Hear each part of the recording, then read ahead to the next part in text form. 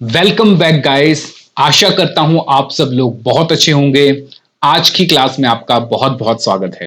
आओ जरा lecture number 5 की रिवीजन हम कर लेते हैं फटाफट से। बस 10 मिनट से ज्यादा नहीं लगेंगे, यानी कि पूरे 3 घंटे का निचोड़ जो है पिछली क्लास का 10 मिनट में हम कंप्लीट कर लेंगे। आओ जरा फिर से।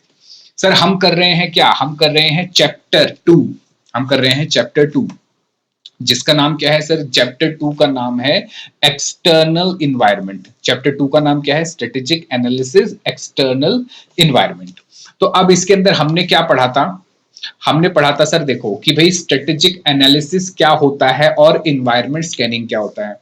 तो मैंने जैसे आपको एग्जांपल दिया था ये इलॉन मिश्रा का, कि वो क्या कर रहा है सर? वो एक्सटर्नल इन्वायरमेंट को स्कैन, वो क्या कर रहा है? External environment. जैसे एक्सटर्नल इन्वायरमेंट में क्या है sir? Modi ji external environment में है, यानी जो हमारे इंस्टीट्यूट, जो हमारे ऑर्गेनाइजेशन से बाहर की चीजें हैं, जैसे मोदी जी हो गए, डोनाल्ड ट्रंप हो गया, रिलायंस कंपनी, अडानी, जो लोग हैं, और भी बहुत सारी चीजें हैं, ये सब क्या है सर? इन्वायरमेंट है। ये कौन है सर? ये हमारा बिजनेस एनालिसिस्ट, एनालिसिस या स्ट्रेटेजिस्ट, जो कि इन्वायरमेंट को स्कैन कर रहा है। कहां पे रहता है? कानपुर में रहता है।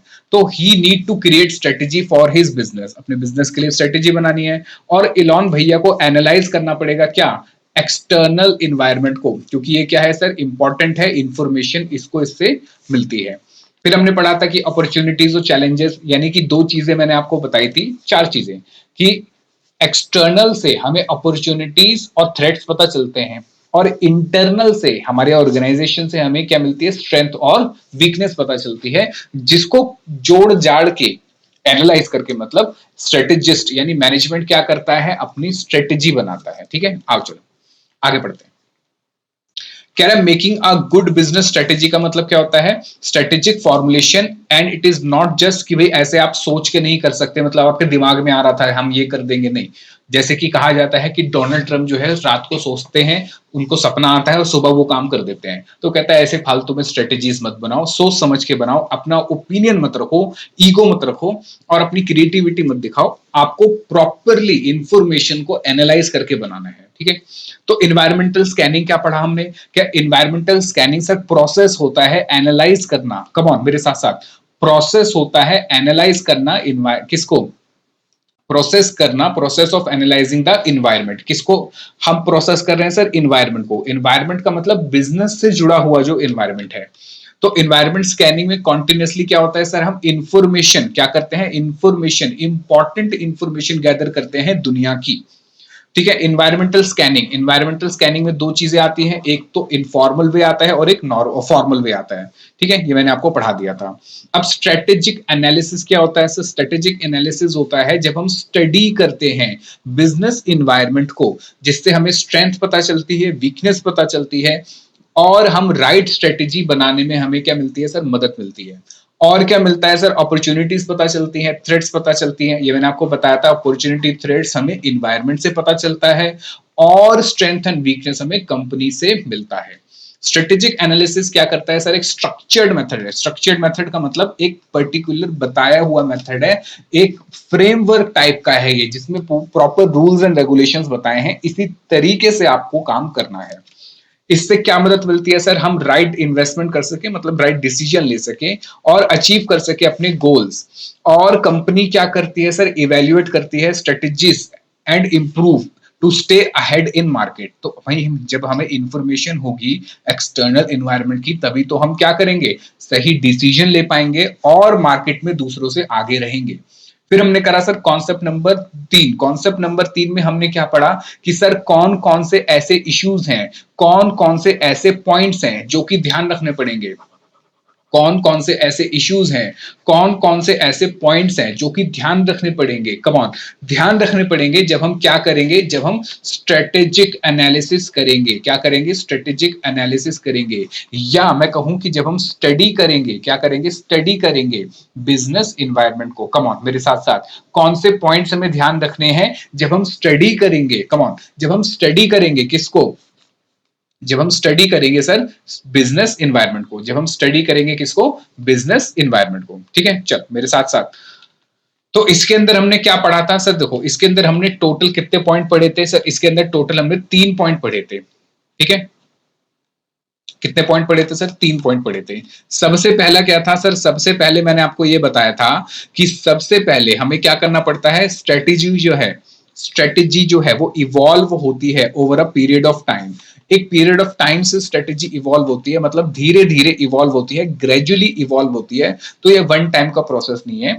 तो हमें बैलेंस करना पड़ता है डिफरेंट फैक्टर्स में, पॉजिटिव हो चाहे वो नेगेटिव हो, जो कि इंपैक्ट करता है बिजनेस पे। अब कह रहे हैं कि how daily business decision can effect the future. भाई डेली बिजनेस डिसीजन से फ्यूचर इफेक्ट होता है, ऑब्वियस बात है। तो करंट स्ट्रेटेजी जो होती है वो भी रिजल्ट होती है हमारे पुराने स्मॉल चॉइसेस जो हमने लॉन्ग टर्म हमने लिए थे। तो क्या होता है, कभी कभार कंपनी जो है अगर उसको जल्दी ग्रो करना है तो मैनेजमेंट अपनी स्ट्रेटेजी कंप्लीटली चेंज भी कर सकती है। तो स्ट्रेटेजी इन्फ्लुएंस होती है एक्सपीरियंस से। ये बताना चाहता है कि एक्सपीरियंस से, आपके पुराने डिसीजन से, ऐसे धीरे धीरे करके स्ट्रेटेजी इवॉल्व होती है over a period of time. जैसे मैंने आपको ये पढ़ने के लिए दिया था एग्जांपल कि मारुति सुजुकी 2012 का केस पढ़ के आना। क्या कोई पढ़कर आया है? नहीं पढ़कर आया? इसको पढ़ना गूगल पे जरूर एक बार। तो स्ट्रेटेजी क्या है सर? इवॉल्व होती है पीरियड ऑफ टाइम। ये मैंने आपको एक दोस्त का एग्जांपल भी दिया था कि ये जो दोस्त है जिसको हमेशा प्यार हो जाता है, और ये दूसरा दोस्त होता है जो कभी किसी रिलेशनशिप में नहीं है लेकिन वो गाइडेंस बड़ी अच्छी दे देता है। तो कैसे कैसे चीजें थी ये मैंने आपको पिछली क्लास में बताया था कि इसका प्यार धीरे धीरे बढ़ता है, evolve over a period of time. Second क्या था सर? जब हम बिजनेस की इन्वायरमेंट को स्टडी कर रहे हैं तो हमें इंटरनल एक्सटर्नल दोनों फैक्टर्स को देखना पड़ेगा। मतलब क्या है सर? स्ट्रेटेजी जो है वो बैलेंस करना पड़ता है किस चीज को? अलग अलग डिफरेंट फैक्टर्स को, जो कि कभी कभी आपस में क्या होते हैं, कॉन्फ्लिक्ट भी करते हैं। फिर मैनेजमेंट क्या करता है सर? अपॉर्चुनिटीज देखता है, इन्फ्लुएंसेस देखता है कि बिजनेस पे क्या क्या है और क्या रुकावटें आ सकती हैं हमारे पास उस बिजनेस को करने के लिए। फिर factor driving a decision such as entering new market. भाई न्यू मार्केट में जाने का जो फैक्टर है, एक्चुअली इंटरनल एक्सटर्नल फैक्टर के कुछ एग्जांपल दे रहा है कि भाई न्यू मार्केट में एंटर करते हैं तो क्या क्या चीजें आ सकती हैं। कॉम्पिटिटर हो सकता है, हम उसको फिजिबल कर पाएंगे नहीं कर पाएंगे, हम मार्केट कर पाएंगे नहीं कर पाएंगे प्रोडक्ट को। जैसे कि फॉर एग्जाम्पल मैं आपको बताऊं कि जब मैकडोनल्ड्स, आपको शायद पता हो कि जब मैकडोनल्ड्स इंडिया में आया था, शायद 94 या 95 के करीब कुछ आया था, उस टाइम बहुत ही बड़ा प्रोटेस्ट हुआ था। बहुत बड़ा तो नहीं, मतलब उस बहुत बड़ा तो आप ये कह सकते हो कि उस टाइम सोशल मीडिया नहीं था तो इतना पता नहीं होता था, लेकिन उस टाइम प्रोटेस्ट हुआ। प्रोटेस्ट ये हुआ कि जो मैकडोनल्ड्स है वो all over the Europe and all over the America वो क्या करता है, वो बीफ बेचता है। अब इंडिया में जब उसकी एंट्री हुई तो ये बात हुई कि भाई ये जो है कंपनी ये हैमबर्गर बेचती है, ये पॉर्क बेचती है, हैमबर्गर मतलब पॉर्क हो गया, बीफ हो गया, ये सब मीट वीट का सामान उसमें वो बेचती है। अब इंडिया में 80% से ज्यादा लोग जो है वेजिटेरियन है, तो उन्होंने इसका तगड़ा अपोज करा कि भैया ये आउटलेट हम इंडिया में नहीं खुलने देंगे।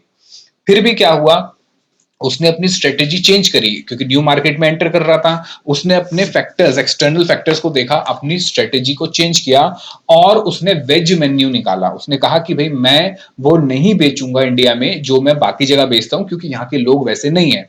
तो उसने वेज मेन्यू पर्टिकुलर निकाला। उसने मैक आलू टिक्की बर्गर, ये सिर्फ आपको इंडिया में ही मिलेगा और कहीं नहीं मिलेगा। ठीक है, आलू टिक्की बर्गर और भी वेजिटेरियन जितनी भी आइटम है, पनीर बर्गर, वो सब इंडिया में ही उसने निकाले। ऐसे ही जो स्टारबक्स है जो कॉफी के लिए बहुत फेमस है, जब स्टारबक्स चाइना के अंदर उसने एंटर करा तो स्टारबक्स पर्टिकुलरली फेल हो गया था, बिल्कुल फेल, क्योंकि चाइना के लोग कॉफी पीते ही नहीं है। चाइना के लोग क्या पीते हैं, जनरली चाय पीते हैं ज्यादा। तो स्टारबक्स ने अपना मेन्यू चेंज करा और उसमें चाय अलग अलग टाइप की इंट्रोड्यूस करी, और चाइना के अंदर कॉफी से ज्यादा स्टारबक्स चाय बेचता है। तो ये कह रहा है कि भाई न्यू मार्केट में एंटर करेंगे तो देखेंगे पहले से हमारे कोई कॉम्पिटिटर है, लार्ज ओपोनेंट है, जिनका प्रेजेंस अगर है तो उससे हमें क्या इंपैक्ट मिल सकता है। फिर क्या है कि ये लिमिटेशन जो है इनसे क्या होता है सर, रिस्क भी होता है और क्या इंपैक्ट आ सकता है, यानी कि हमारे जो रिसोर्सेज है, हमारा पैसे का भी अच्छा खासा नुकसान यहाँ पे हो सकता है। Some things are under control, कुछ तो हम कंट्रोल कर सकते हैं इंटरनल एक्सटर्नल फैक्टर में। जनरली इंटरनल फैक्टर आप बहुत हद तक कंट्रोल कर सकते हो, ठीक है, लेकिन एक्सटर्नल फैक्टर आपके कंट्रोल में नहीं होते हैं। उसके बाद तीसरा पॉइंट था कि सर स्ट्रेटेजिक एनालिसिस, रिस्क आपको ध्यान रखना है कि भाई आप जो स्टडी कर रहे हो बिजनेस एनवायरनमेंट को, तो कौन कौन सी ऐसी चीजें हैं उस पे आपके ऊपर रिस्क आ सकता है। रिस्क का मतलब क्या होता है? रिस्क का मतलब सिंपल है, जो आप करना चाहते हो उसका उल्टा हो जाए रिस्क। कंपनी क्या करना चाहती है? कंपनी से प्रॉफिट कमाना चाहती है, उसका उल्टा लॉस हो जाए, वो होता है रिस्क। सर हम पढ़ के जाते हैं लेकिन जो हम पढ़ के गए वो एग्जाम में नहीं आया, that is risk. In strategic analysis principle maintaining balance, कह रहे कि आपको बैलेंस बना के रखना पड़ता है। इंपॉर्टेंट होता है कि आप बैलेंस बना के रखो जब आप प्लान करते हो, क्योंकि रियल वर्ल्ड जो है वो इजी नहीं होता। रियल वर्ल्ड में कभी भी कुछ भी हो जाता है, कुछ पता नहीं चलता। तो क्या करना पड़ता है? डिफरेंट फैक्टर्स होते हैं जिससे हमें क्या होता है सर, रिस्क हो सकता है। जैसे कि कंपटीशन है मार्केट में, लिबरलाइजेशन, ग्लोबलाइजेशन। मान लो गवर्नमेंट का रूल आ गया कि भाई हम इस कंट्री के साथ अब डील नहीं करेंगे, free flow of goods and services नहीं होगा। तो ये क्या है सर, ये भी बिजनेसेस पे इंपैक्ट करेंगे। इकोनॉमिक अप डाउन हो सकते हैं, ये हम पढ़ेंगे डिटेल में। एक्चुअली आज की क्लास में यही पढ़ना है हमें कि फैक्टर जो है ना मेन, वो कौन कौन से हैं।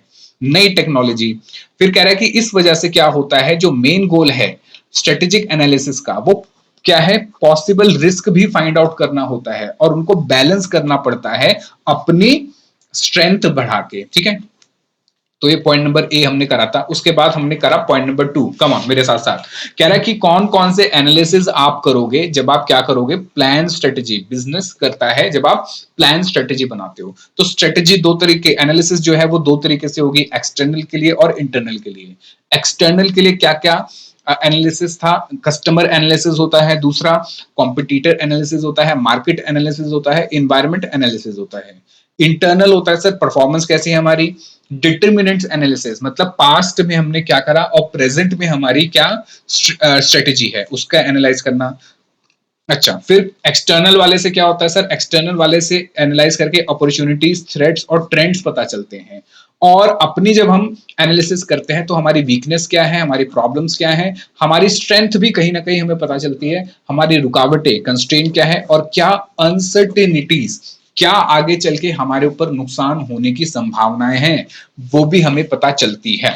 आगे चलते हैं सर कॉन्सेप्ट नंबर 4 पे। अच्छा मैं आपको बताऊं, कई बच्चे सोच रहे होंगे यार पढ़ तो लिया था पिछली क्लास में, इतना क्यों टाइम लगा रहे हो, उसको स्किप करके आज की क्लास देखते हैं। देखो 10 मिनट ही लगेंगे, ज्यादा नहीं लगेंगे, मैं आपको पिछली क्लास का पूरा सार बता रहा हूं। तो जो नहीं भी पढ़कर आए ना, या जो पढ़कर आए हैं उनके लिए बहुत अच्छा है, एक बार रिवाइज हो जाता है। चीजें जितनी बार रिवाइज करोगे उतनी बार दिमाग में बैठती हैं। और जो नहीं पढ़कर आए उनको भी एक बार रिवाइज हो जाता है, तो इसको स्किप मत करना। ठीक है, फिर कह रहा है कि क्या है रिलेशनशिप है किसमें, वो पूछ रहा है क्या रिलेशनशिप है स्ट्रेटेजी और बिजनेस इन्वायरमेंट में। भाई सीधी बात है, हम बिजनेस इन्वायरमेंट को स्कैन करके स्ट्रेटेजी बनाते हैं, बिजनेस इन्वायरमेंट से हमें इंफॉर्मेशन मिलती है जिससे हम स्ट्रेटेजी बनाते हैं। तो मैंने आपको एग्जांपल दिया था कि भाई क्वेश्चन तो ये था कि मैनेजमेंट जो है इंटरैक्ट करता है, स्कैन करता है बिजनेस इन्वायरमेंट को, जिससे उसको क्या मदद मिलती है ताकि वो स्ट्रेटेजी बना सके। मैंने आपको कहा था ये है मैनेजमेंट, जो कि क्या है, एक इंटरफेस प्रोवाइड करता है बिटवीन द ऑर्गेनाइजेशन और इन्वायरमेंटल चैलेंजेस। ठीक है, एनवायरमेंटल चैलेंजेस मतलब हाईली डायनामिक है, बहुत चेंज हो जाते हैं कभी ना कभी भी, और हमेशा इवॉल्व होते रहते हैं। तो इनके बीच का रिलेशन क्या है? अब मैंने सबसे पहले आपको डेफिनेशन बताई स्ट्रेटेजी की, भाई लॉन्ग टर्म प्लान होता है। बिजनेस इन्वायरमेंट मतलब इंटरनल और एक्सटर्नल फैक्टर होते हैं जो कि अफेक्ट करते हैं बिजनेस के डिसीजन को। इस चैप्टर में हमें मेनली क्या पढ़ना है? External environment. अब दोनों के बीच का रिलेशन क्या है? वो कह रहा है गोल्स ऑब्जेक्टिव अगर आपको अचीव करने हैं ना, तो भैया आपको आपको क्या करना पड़ेगा? अपनी स्ट्रेटेजी बनानी है और अपनी पॉलिसी बनानी है। तो आपको इंटरनल एक्सटर्नल फैक्टर को ध्यान में रख के ही बनानी पड़ेगी। तो क्या होता है सर, एक क्लोज और कॉन्टिन्यूस इंटरेक्शन रहता है दोनों के बीच में। किसके बीच में सर? स्ट्रेटेजिस्ट यानी जो स्ट्रेटेजी बना रहा है और बिजनेस एनवायरनमेंट के बीच में। अगला क्वेश्चन है, question number point number B, कि भाई क्लोज इंटरेक्शन होता है बिजनेस और उसके इन्वायरमेंट में, अभी हमने ऊपर एक्सप्लेन करा। तो इस इंटरेक्शन से हेल्प मिलती है ताकि हम बिजनेस को स्ट्रॉन्ग कर सके। ठीक है, और अपने रिसोर्सेज को एफिशिएंटली यूज कर सके। मैंने आपको क्या बताया था, इसमें टोटल कितने पॉइंट है सर? 5 पॉइंट है। कितने पॉइंट है? 5 पॉइंट है। मैंने आपको एग्जांपल भी दिया था कि मान लो आप किसी कंपनी को या स्टार्टअप कर रहे हो, तो उसमें क्या था सर? कॉम्पिटिटर्स कौन कौन से हैं। फिर मैंने आपको बताया था कि अपॉर्चुनिटीज एंड थ्रेट्स आप देखोगे, कॉन्टिन्यूसली मोटिवेट होना पड़ेगा, लर्न करना पड़ेगा। ऐसे ही आपकी इमेज बिल्डिंग होगी जब आप पढ़ोगे, और फिर डायरेक्शन होगी ग्रोथ की। ये 5 पॉइंट थे जो मैंने आपको एक टीचर स्टूडेंट और आईसीआई का रिलेशनशिप मिला के बताई थी कि भाई सबसे पहले मैंने आपको बताया था कि जो स्टूडेंट होता है वो टीचर से अच्छा इंटरेक्शन रखता है, जिससे क्या होता है सर, स्ट्रेंथ मिलती है। यानी क्वेश्चन ये है कि भाई इंटरेक्शन होता है जब बिजनेस का अपने इन्वायरमेंट से, तो उसको क्या स्ट्रेंथ मिलती है। और अपने रिसोर्सेज, यानी एज अ स्टूडेंट हमारे पास रिसोर्स सबसे इंपॉर्टेंट है टाइम का, तो कैसे हम अपना टाइम एफिशिएंटली यूज कर सकते हैं। तो मैंने आपको बताया था कि भाई हम क्या करते हैं, हम जाते हैं सर टीचर के पास कॉन्टिन्यूसली लर्निंग के लिए, पढ़ाई करने के लिए। तो इसमें मैंने आपको बताया था मैनेजर जो है मोटिवेट रहते हैं अगर वो कॉन्टिन्यूसली क्या रहे, अपडेट रहे, अपनी नॉलेज को अपडेट करते रहे, पढ़ते रहे, समझते रहे, सीखते रहे। ठीक है, ऐसे चार्टर्ड अकाउंटेंट बनने के बाद भी आपको कॉन्टिन्यूसली सीखना ही पड़ेगा।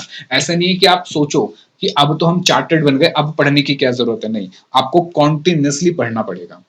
फिर सेकंड मैंने आपको कहा था कि हम क्या होता है, टेस्ट होता है जहां पे हम अपने कॉम्पिटिटर से मिलते हैं। यानी अगला पॉइंट था सर, जब हम बिजनेस स्ट्रेटेजी बनाते हैं और इन्वायरमेंट को, हालांकि एक्सटर्नल इन्वायरमेंट को जब हम देखते हैं, स्टडी करते हैं, तो हमें अपने कॉम्पिटिटर्स पता चलते हैं। तो help business to analyse competitor strategy, competitor ने क्या स्ट्रेटेजी बनाई है, उससे हम अपनी स्ट्रेटेजी कैसे बना सकते हैं, और कैसे हम बीट कर सकते हैं कंपटीशन को और आगे बढ़ सकते हैं। इससे क्या होगा, कंपनी को गेन मिलेगा, कॉम्पिटिटिव एज मिलेगी, एडवांटेज मिलेगा। तीसरा क्या था सर, हमारे टेस्ट का रिजल्ट आने पे टीचर बताता है, डायरेक्शन देता है ग्रोथ के लिए कि भाई तुमने क्या गलती करी, क्या नहीं करी।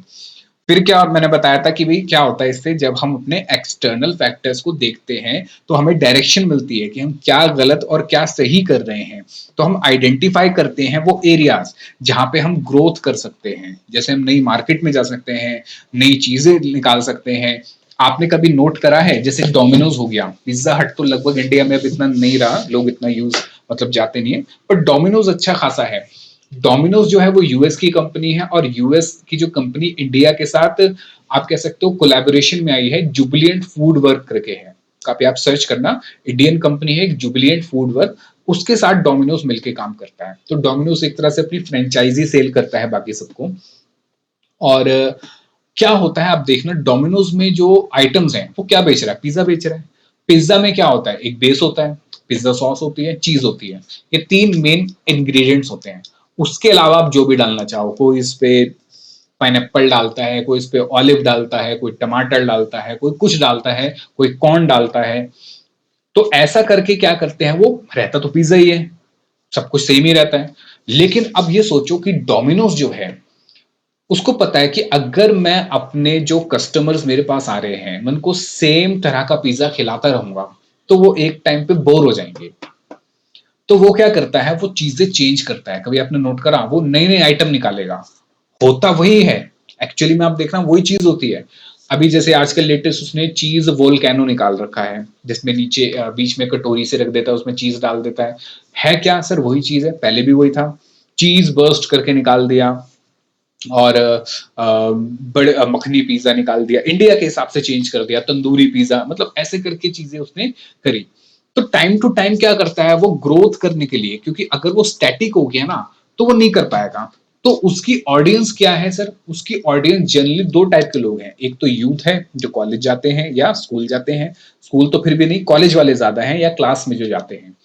दूसरा फैमिली, ये दो टाइप की ऑडियंस वहां मिलेगी। कोई भी फालतू में जो लड़का अगर घूम रहा है, या जैसे लड़के लड़के घूम रहे हैं, तो वो ज्यादातर डोमिनोज और यहाँ पे नहीं जाते हैं मेरे अकॉर्डिंग। अब अगर जाते हैं तो बात अलग है, पर लड़के लड़के ज्यादातर डोमिनोज में इतना नहीं जाते हैं। या तो कपल जाते हैं, या फैमिली जाती है, या फिर फ्रेंड्स जाते हैं मिलके।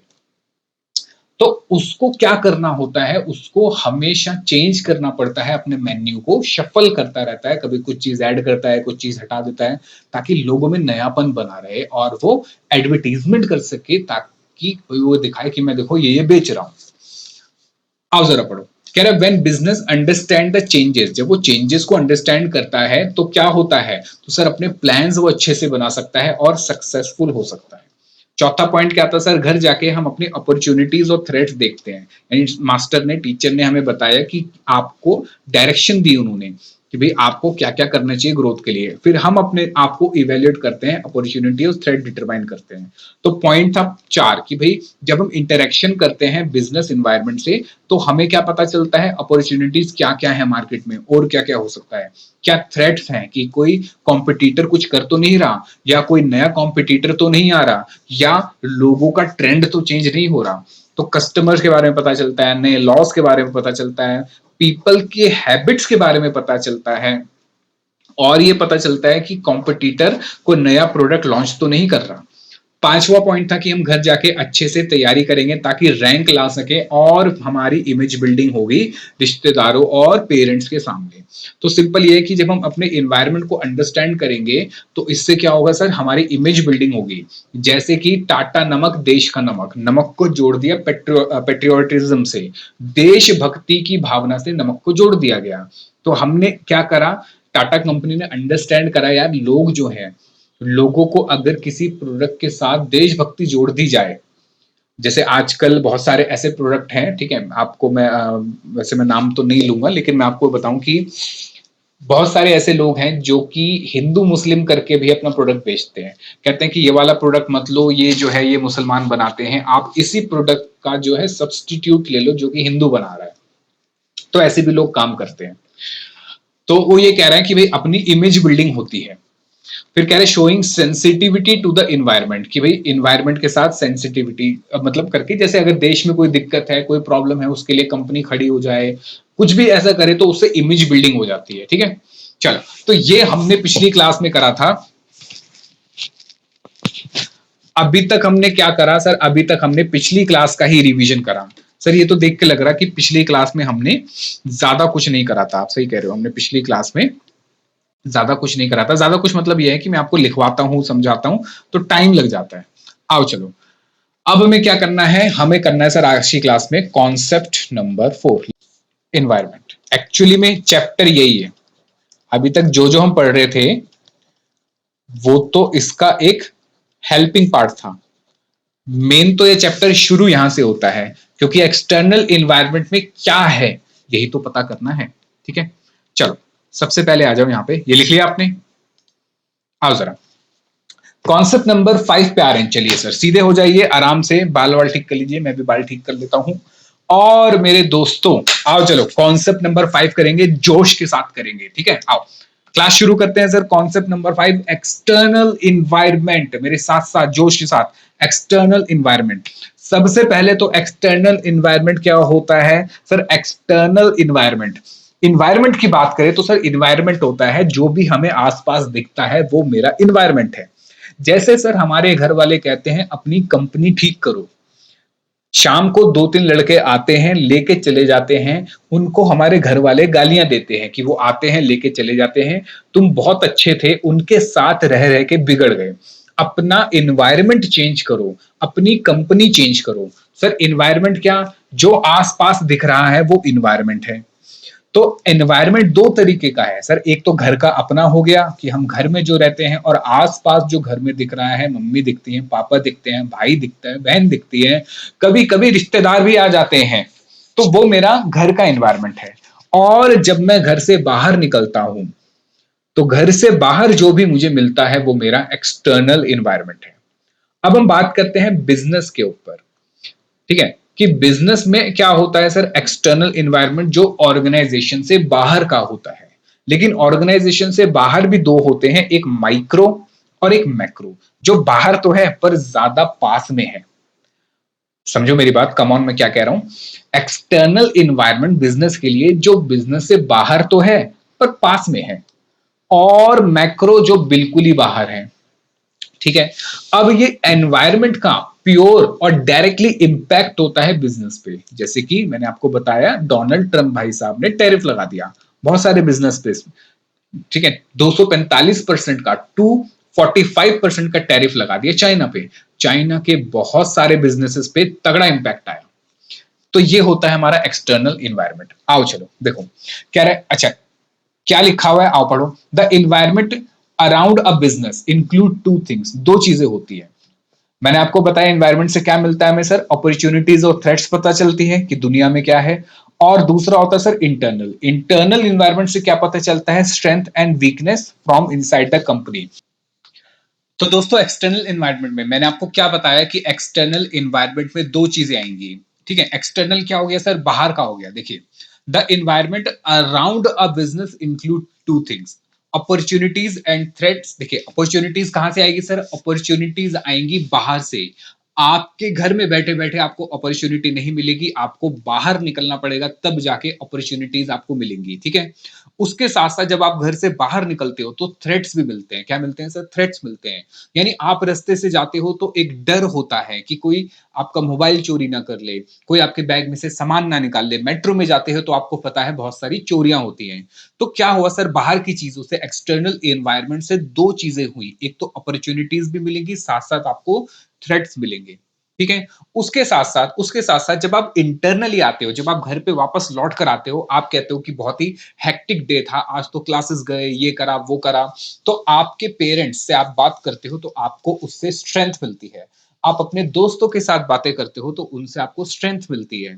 तो इंटरनल यानी जब आप घर पे लौट के आते हो, इंटरनल एनवायरनमेंट से दो चीजें मिलेंगी, एक स्ट्रेंथ मिलेगा और दूसरी मिलेगी वीकनेस।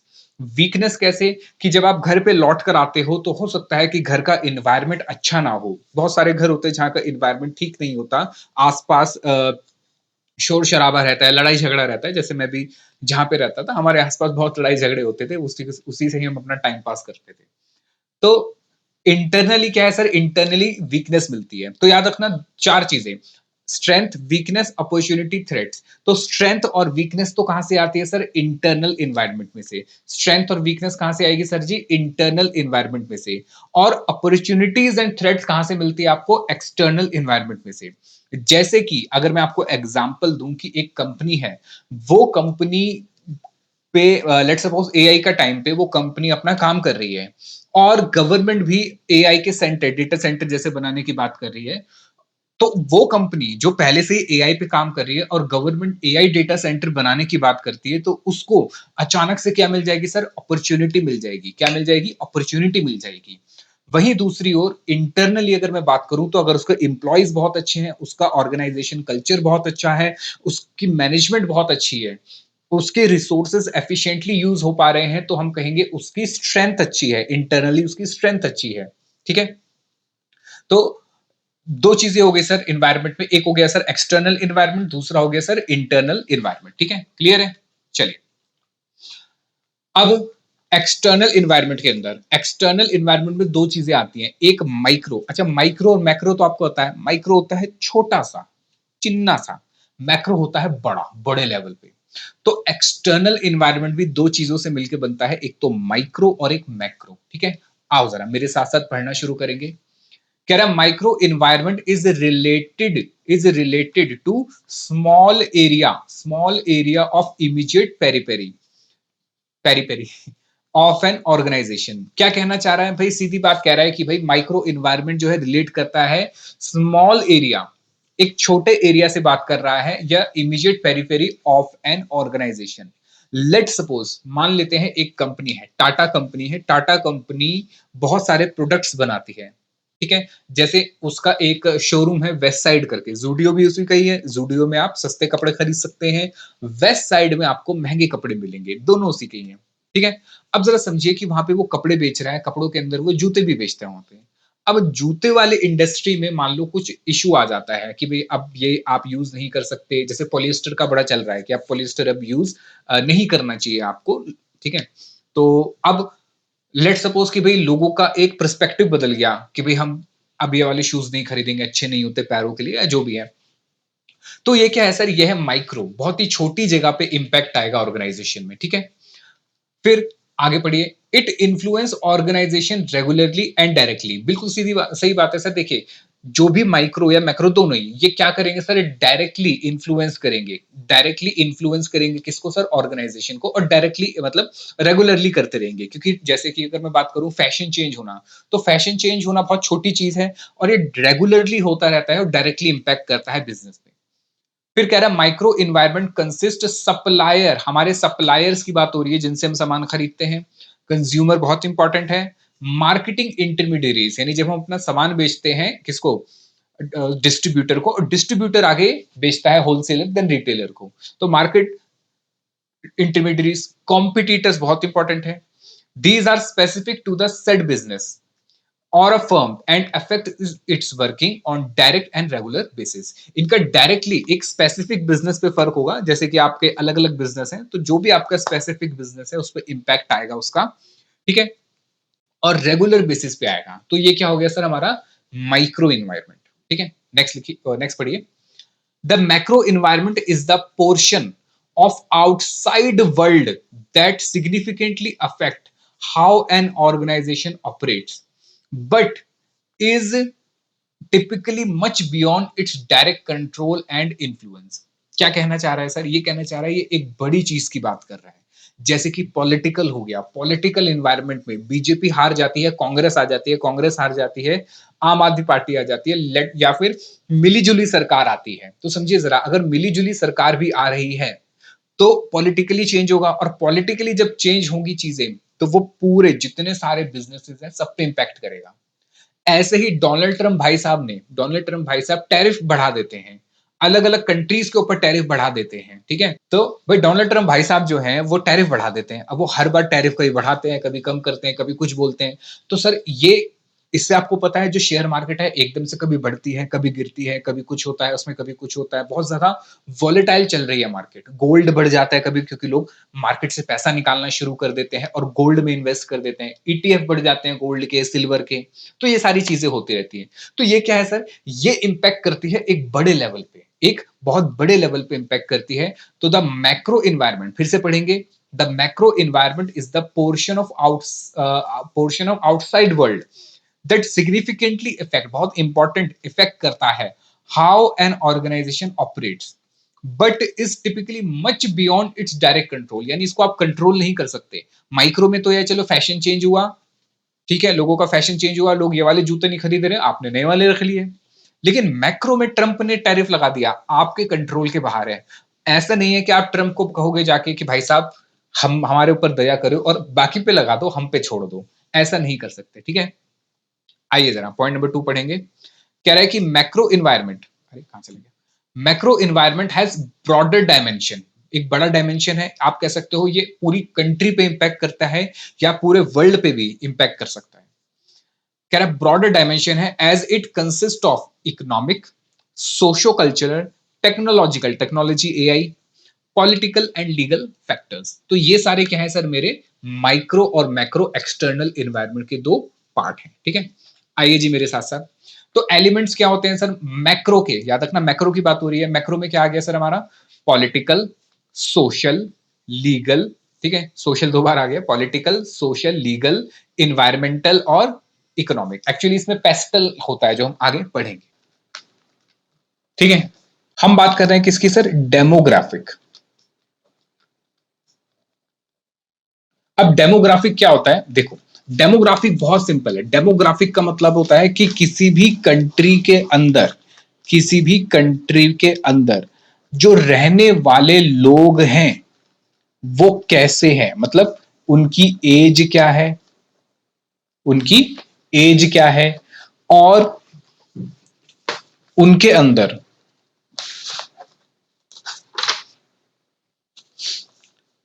एक तो उनकी एज क्या है, उनका जेंडर क्या है। मतलब देखो कैसे एक कंट्री के अंदर, जैसे लेट सपोज आप एक बिजनेस शुरू करते हैं, एक प्रोडक्ट आप बेचते हैं।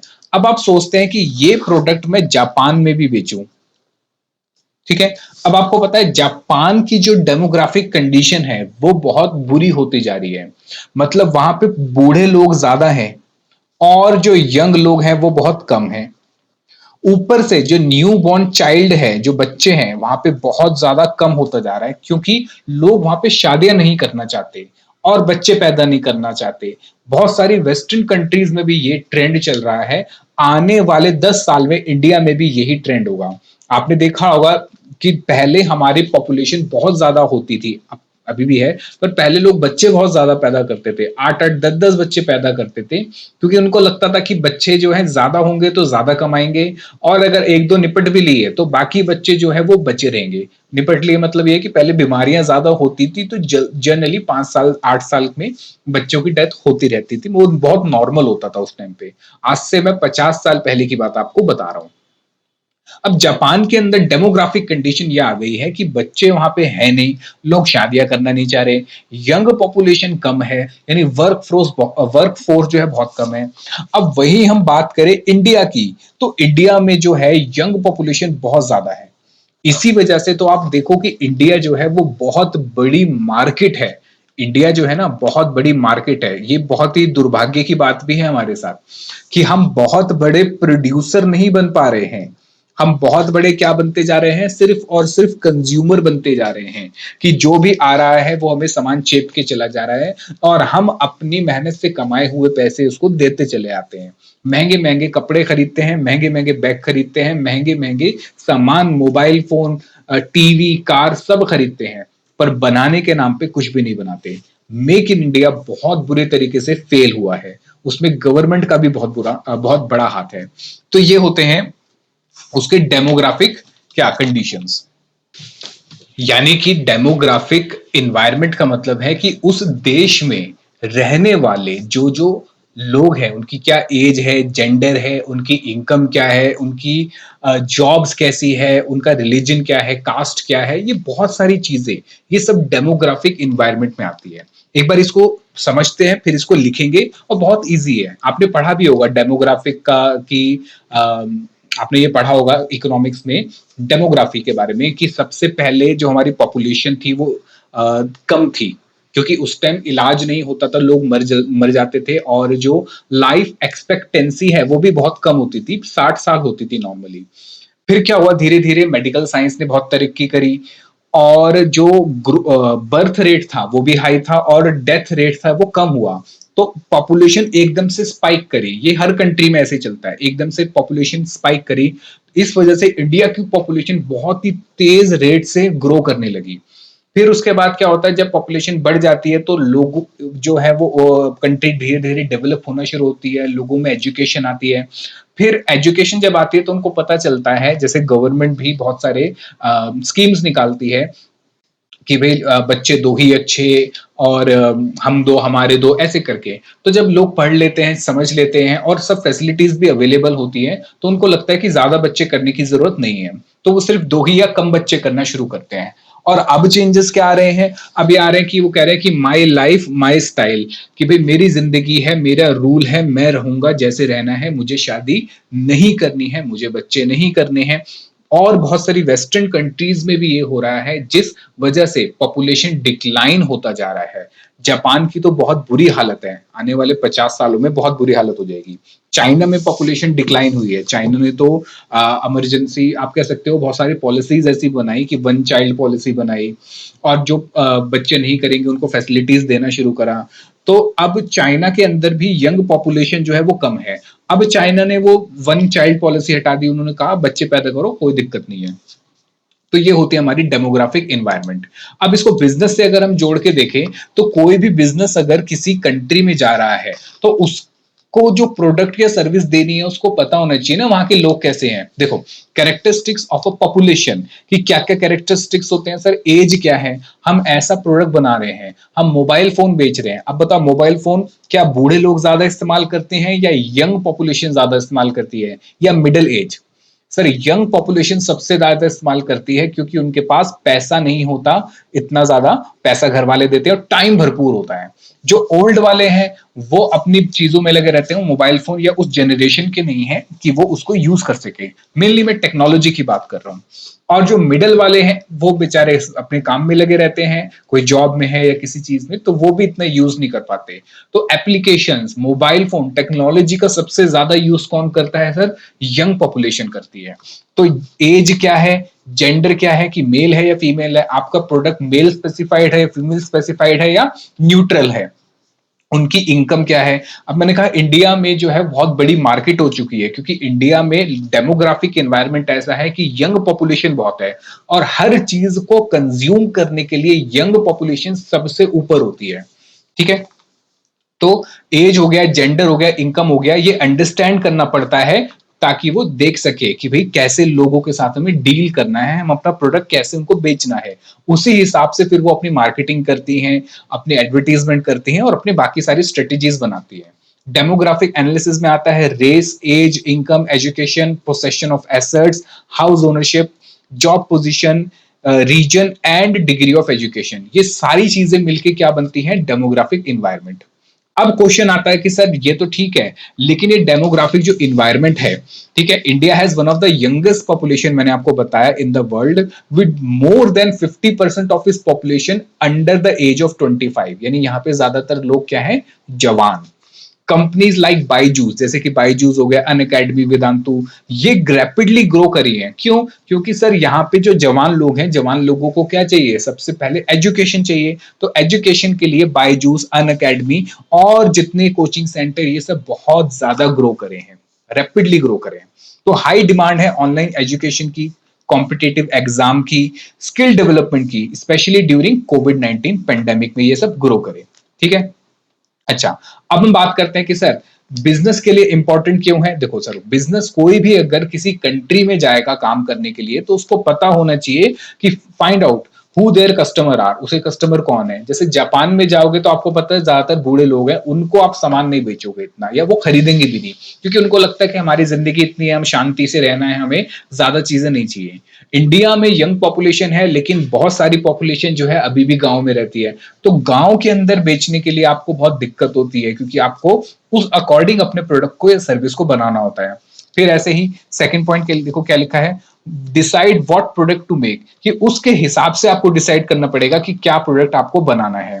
Choose the right marketing strategy. मैंने आपको बताया कि भाई आपकी जो पॉपुलेशन है, जो आपकी ऑडियंस है, उस अकॉर्डिंग ही आपको स्ट्रेटेजी बनानी पड़ेगी और फ्यूचर ग्रोथ के लिए आपको प्लान बनाना पड़ेगा। जैसे एग्जांपल कि एक कंपनी जो है बेबी प्रोडक्ट बेच रही है नए पेरेंट्स को, जो कि 25 से 35 साल की एज में है, और एक लग्जरी ब्रांड टारगेट करेगी हाई इनकम कस्टमर्स को। जैसे आजकल मैं आपको बताऊं कि आजकल इंडिया में डायपर्स का बड़ा ट्रेंड हो गया है। नए बच्चे जो भी पैदा होते हैं तो उनको डायपर्स पहनाना शुरू कर दिया है। लेकिन जब मैं आज से 30 साल, 35 साल या 40 साल पहले की बात करूं, तो डायपर कोई नहीं पहनाता था। तो डायपर की प्रॉपर मार्केटिंग करी गई कि इसको पहनाओ, नैनी पोको पैंट और ये हगीज बगीज। तो क्या करा उन्होंने, इतनी मार्केटिंग करके अब जो लोग हैं इंडिया में डायपर्स यूज कर रहे हैं बच्चों के लिए। तो कह रहा है online study platform will target student and young learners. वो स्टूडेंट और यंग लर्नर्स को टारगेट करेंगे जो आगे चल के क्या बनेंगे? माँ बाप बनेंगे। मुझे बताओ, बात समझ आई? तो डेमोग्राफिक इन्वायरमेंट जो है, उससे कंपनी को क्या कौन कौन से इश्यूज हो सकते हैं? देखो, what demographic changes are happening in the country. यानी कि चाइना के अंदर बूढ़े लोग अभी निकलने वाले हैं, यंग पॉपुलेशन उसकी कम है, तो उसको अब क्या चाहिए? अब उसको ज्यादा नए बच्चे चाहिए।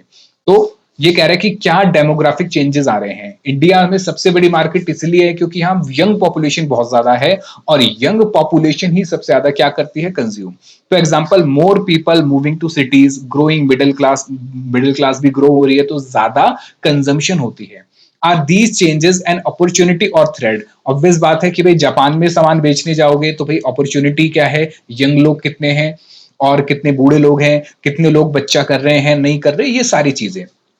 अब लोग बच्चा ही जिस कंट्री में पैदा नहीं करना चाहते, वहां पे जाके आप क्या बेबी प्रोडक्ट बेच लोगे? नहीं।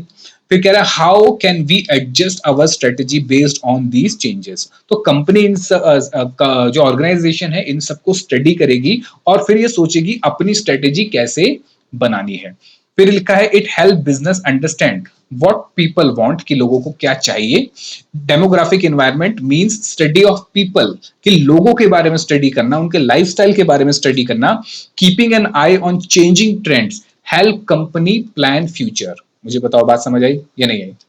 अच्छा, एग्जाम्पल जैसे कि सर आजकल आपको पता है न्यूक्लियर फैमिली बहुत हो रही है, अर्बन माइग्रेशन, मतलब गांव से लोग छोड़ के शहर में आ रहे हैं, उनकी फैमिली गांव में रहती है, खुद वो शहर में रहते हैं, पति पत्नी, मम्मी पापा और उनके जो फैमिली है वो बाहर रहती है। ऊपर से इंडिया में अब जो शहरों में भी लोग रहते हैं वो अपनी जॉब के लिए दूसरे शहर जा रहे हैं। कोई बेंगलुरु जा रहा है, कोई दुबई जा रहा है, कोई यूएस जा रहा है, कोई कनाडा जा रहा है। ये सब चीजें बहुत कॉमन हो गई हैं आज के टाइम पे। तो इम्पैक्ट क्या हो रहा है सर? इम्पैक्ट जैसे कि नेस्ले इंडिया मैगी जो बेचती है, big basket, urban clap adapted to changing family structure by offering easy to cook meal।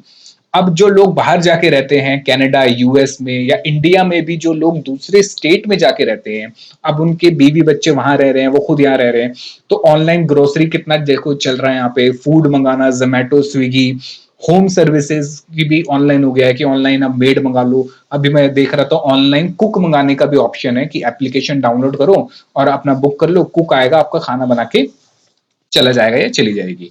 तो ये सब क्या है सर, ये डेमोग्राफिक एनवायरनमेंट चेंज होने की वजह से डिमांड आई, उस डिमांड को पूरा करने के लिए डिफरेंट स्टार्टअप्स आने शुरू हुए। ठीक है, मुझे बताओ बात समझ आई या नहीं आई? चल देखो जरा, अगला पॉइंट आता है सोशो कल्चर इन्वायरमेंट। आइए दोस्तों, सोशो कल्चर इन्वायरमेंट क्या होता है? सोशो कल्चर मतलब सोसाइटी और उसका कल्चर क्या है। जैसे कि मैं आपको बताऊं कि इंडिया के अंदर, इंडिया में अगर मैं बात करूं तो इंडिया में क्या है सर, इंडिया में ट्रेडिशन क्या है, कस्टम क्या है, हम सेलिब्रेट कैसे करते हैं, क्या क्या फेस्टिवल सेलिब्रेट करते हैं, उस अकॉर्डिंग बिजनेस को बहुत ध्यान रखना पड़ेगा। जैसे आपको पता है कि दिवाली के टाइम पे कितनी सारी स्कीम्स निकलती हैं, कार की स्कीम निकलती है, और क्या कहते हैं टेक आइटम जो है, टीवी हो गया, फ्रिज हो गया, इन पे हैवी डिस्काउंट होता है, क्योंकि लोगों को बिजनेसेस को भी पता है कि दिवाली के टाइम पे लोग खूब शॉपिंग करते हैं। कल्चर वैल्यूज क्या है, जैसे कि यहाँ पे बिल्कुल ही बीफ और ये सब चीजों के लिए बैन कर दिया गया कि भाई ऐसा कोई भी रेस्टोरेंट कोई भी नहीं खुलेगा जो बीफ बेचता हो, पॉर्क बेचता हो। अब तो धीरे धीरे लोग समझ गए हैं, अब चीजें इतनी नहीं है, मतलब आप कहते हो शहरों में तो नहीं है, लेकिन छोटी जगहों पे अभी भी ये बहुत ज्यादा दिक्कतें दे सकती है। रिलीजन और बिलीफ क्या है, भाई रिलीजन के हिसाब से ज्यादातर लोग जो वेजिटेरियन है इंडिया में, वो रिलीजन के हिसाब से हैं और उनके बिलीफ के हिसाब से हैं। फिर हमारा लाइफस्टाइल कैसा है कि जैसे पहले हमारा लाइफस्टाइल होता था सिंपल लिविंग का इंडिया में, कि ज्यादातर लोग देख दिखावे पे नहीं रहते थे, पर अब क्या है, अब लोगों में ये जब से इंस्टाग्राम सोशल मीडिया आया है, तब से लोग दूसरों को दिखाने के लिए ज्यादा करते रहते हैं कि इसने ये कार खरीदी है तो मैं इससे बड़ी कार खरीदूंगा, इसने शादी पे 50 लाख खर्च करे हैं तो मैं 60 लाख खर्च करूंगा, इसने ये करा है तो मैं ये करूंगा। तो लाइफस्टाइल बहुत ज्यादा जरूरी होता है। ये किसका पार्ट है? सोशियो कल्चरल एनवायरनमेंट का पार्ट है। ऐसे ही एजुकेशन लेवल, लिटरेसी, सर ये डेमोग्राफिक में भी था, हाँ ये डेमोग्राफिक में भी था, लेकिन डेमोग्राफिक में आप उसको ऊपर से देखते हो, सोशियो कल्चर के अंदर उसी चीज को बहुत डीप में स्टडी करते हो। तो एजुकेशनल लेवल क्या है, यहाँ के लोगों के एथिक्स, या जिस भी कंट्री में आप काम कर रहे हो, अपना प्रोडक्ट बेचने की बात कर रहे हो, वहां पे एथिक्स क्या है, यानी कितने लोग जो है एथिकल है, ईमानदार है, उनकी मोरल्स वैल्यू क्या है। लैंग्वेज एंड कम्युनिकेशन भी पता है आपको बहुत ज्यादा मैटर करती है। एटीट्यूड टुवर्ड वर्क, यानी कि काम वो करने में उनका एटीट्यूड क्या है। मनी, जेंडर रोल्स, जैसे यहाँ पे जेंडर रोल्स क्या है, जनरली अगर हम एक बड़ी आबादी की बात करें तो अभी भी जेंडर रोल यहाँ पे ये है कि जो फीमेल है वो घर पे रहेगी, बच्चे संभालेगी, और मेल का काम है कि वो बाहर जाके काम करेगा और पैसे कमाएगा। तो ये सारी चीजें क्या है, मेरी सोशो कल्चर इन्वायरमेंट का पार्ट है। बात समझ आई? तो ये तो हमने समझ लिया कि ये सब सोशो कल्चर इन्वायरमेंट का पार्ट है।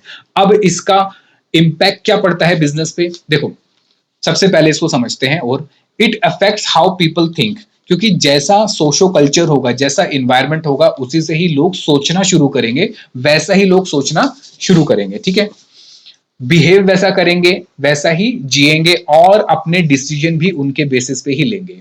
तो socio culture environment consist of factors related to human relationship and the impact on social activities and cultural values, की क्या कल्चरल वैल्यूज है, which has a bearing on the operation of organisation, जिसका direct impact organisation के operations पे होता है। ठीक है, तो इससे जुड़ा हुआ मारुति सुजुकी का जो केस था, आप उसको इससे भी जोड़ सकते हो जो 2012 में हुआ था। ठीक है, तो एक बार पढ़ना उसको क्या है। अच्छा भाई, बिजनेसेस के लिए क्यों इंपॉर्टेंट है ये देखो, कि business can not change core belief. आप किसी भी कंट्री में जाके काम करोगे तो उसके कोर बिलीफ चेंज नहीं कर पाओगे। जैसे स्टारबक्स को वहां पे कॉफी की जगह चाइना में चाय बेचनी पड़ी, मैकडोनल्ड्स को यहाँ पे बिजनेस खोलने में दिक्कत हुई। ठीक है, so they must adapt to them, तो उन बिजनेस को उनके कल्चर और बिलीफ के हिसाब से चेंज करना पड़ेगा। Understanding the socio culture environment help business choose right product, जैसे मैकडोनल्ड्स से अपना प्रोडक्ट चेंज करा। क्रिएटिव इफेक्टिव एडवर्टीजमेंट, आपने अगर ध्यान दिया हो, आप तो शायद छोटे हो गए या शायद उस टाइम पैदा भी नहीं हो गए, जब मैकडोनल्ड्स आया तो मैकडोनल्ड्स ने आज के टाइम पे तो उतना नहीं है, लेकिन मैकडोनल्ड्स ने जो टारगेट करा अपने कस्टमर को, वो टारगेट करा उसने बच्चों को। 3 साल से लेके 10 साल के बच्चों को टारगेट करा। मैकडोनल्ड्स को पता था कि अगर बच्चा आएगा तो अकेला नहीं आएगा, फैमिली के साथ आएगा, और फैमिली के साथ आएगा तो पूरी फैमिली खर्चा करेगी। तो उसने अपना जो इन्वायरमेंट बनाया, जितने भी आउटलेट्स खोले इंडिया में, यहां तक इंडिया के बाहर अमेरिका में भी ऐसे ही था, वो हैप्पी मील देता था। अब मुझे पता नहीं मिलता नहीं मिलता, पर हैप्पी मील के अंदर पहले टॉय निकलता था। बच्चे उस टॉय के लालच में आते थे कि टॉय मिलेगा वहां पे। फिर ऐसा उसने इन्वायरमेंट कर रखा था, बच्चों के लिए कोई झूला वूला स्लाइड्स कुछ लगा रखी थी, और मतलब पूरा ऐसा बना रखा था कलरफुल, ऐसा कि बच्चों को बहुत मजा आया वहां पे, और बार बार बच्चे वहां जाने की जिद करें। तो क्या करा उसने, मेरी बात समझिए, उसने अफेक्टिव एडवर्टीजमेंट करी। किसको टारगेट करा? बच्चों को टारगेट करा। ठीक है, आगे देखिए। Avoid create effective advertisement. फिर अवॉइड हर्टिंग रिलीजियस या कल्चरल सेंटिमेंट। कोई भी आप ऐसा काम नहीं कर सकते जिससे किसी का रिलीजियस या कल्चरल सेंटिमेंट हर्ट हो जाए, तो आपको पता है कि बाहर निकाल दिया जाएगा और मार मार के निकाल दिया जाएगा। फिर decide on pricing, packing, promotion, यानी कि सोशो कल्चर इन्वायरमेंट के अंदर ही कि आपका किस तरीके से प्राइसिंग, पैकिंग और प्रमोशन करना है। अच्छा, एक मैं आपको होमवर्क और दे रहा हूं। थोड़े टाइम पहले की बात है, शायद 2 साल हो गए शायद इस बात को, मिंत्रा के लोगो के ऊपर बड़ी कंट्रोवर्सी हो गई थी। मिंत्रा है ना, तो मिंत्रा का जो लोगो है उसके ऊपर कंट्रोवर्सी हो गई थी, और बहुत लोगों ने ऑनलाइन उसको कहा कि नहीं, अपना लोगो चेंज करो। वो एक बार पढ़ना जरूर कि क्यों लोगों ने ऐसा करा, कि सेंटिमेंट हर्ट हो रहे थे लोगों के। ठीक है, आगे चलते हैं। अब देखो जरा समझो कि भाई बिजनेस स्ट्रेटेजी क्या हो सकती है इसमें। तो क्या हो सकता है सर? देखो, सोशल इन्वायरमेंट को अगर अंडरस्टैंड करा जाए तो कंपनी, ऑर्गेनाइजेशन अपने गोल्स और मिशन उसी अकॉर्डिंग, उसी अलाइनमेंट में कर सकती है, उसी दिशा में। उसको ये डिसाइड करना आसान हो जाएगा कि कौन सा प्रोडक्ट बेचे और कहां बेचे, यानी कि हम शहरों में बेचे, गांव में बेचे, पहाड़ों में बेचे, समुद्र के पास बेचे, कहां बेचे। और अपना प्रोडक्ट डिजाइन और मार्केट करने के लिए भी उसको इसमें हेल्प मिलेगी। मुझे बताओ, क्या सोशो कल्चर इन्वायरमेंट आपको समझ आ गया? आइए दोस्तों मेरे साथ साथ, हम पढ़ रहे हैं क्या सर? हम पढ़ रहे हैं मैक्रो इन्वायरमेंट। और मैक्रो में हम क्या पढ़ रहे हैं सर? मैक्रो में हम पढ़ रहे हैं इकोनॉमिक इन्वायरमेंट। चलो, हम क्या पढ़ रहे हैं सर? मैक्रो में इकोनॉमिक इन्वायरमेंट हम पढ़ रहे हैं। अब इकोनॉमिक इन्वायरमेंट में क्या की चीजें आती हैं, आओ जरा मेरे साथ साथ पढ़ो।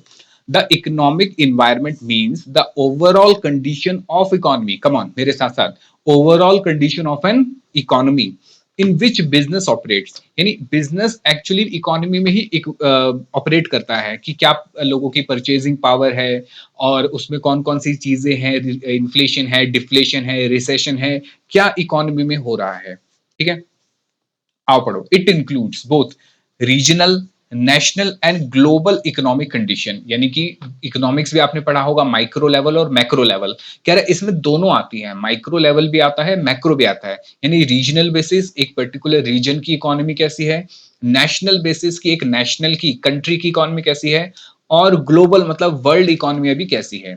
जैसे अगर आपको पता होगा, या अगर नहीं भी पता तो आप देखिए कि सबसे ज्यादा जो लोन अगर किसी ने लिया है, जिस स्टेट ने लिया है इंडिया में, वो पंजाब ने लिया हुआ है।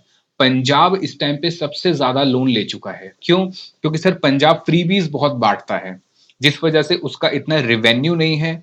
सीधी बात है ना, देखो गवर्नमेंट का भी क्या बनता है, पीएनएल अकाउंट बनता है, जो आपने इनकम एंड एक्सपेंडिचर पढ़ा है। अब इनकम कम है, रेवेन्यू कम है, पर एक्सपेंडिचर गवर्नमेंट का ज्यादा है, तो पैसा कहां से पूरा होगा सर? बोरोविंग से पूरा होगा। कौन सा ऐसा स्टेट है जिसका रेवेन्यू बहुत अच्छा है? सर महाराष्ट्र। महाराष्ट्र का रेवेन्यू बहुत अच्छा है, उसका इनकम बहुत अच्छी है, खर्चे उस अकॉर्डिंग कम है, तो वो जो है वो रेवेन्यू प्लस स्टेट में है।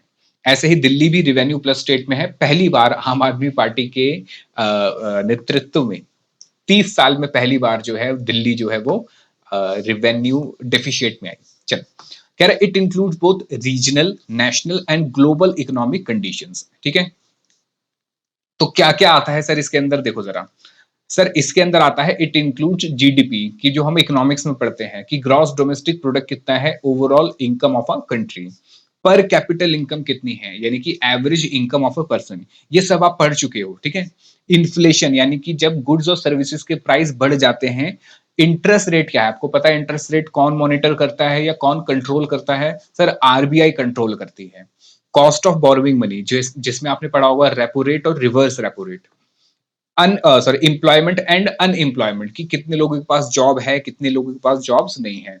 फॉरेन ट्रेड कैसा है हमारा, यानी इंपोर्ट एक्सपोर्ट कैसा है।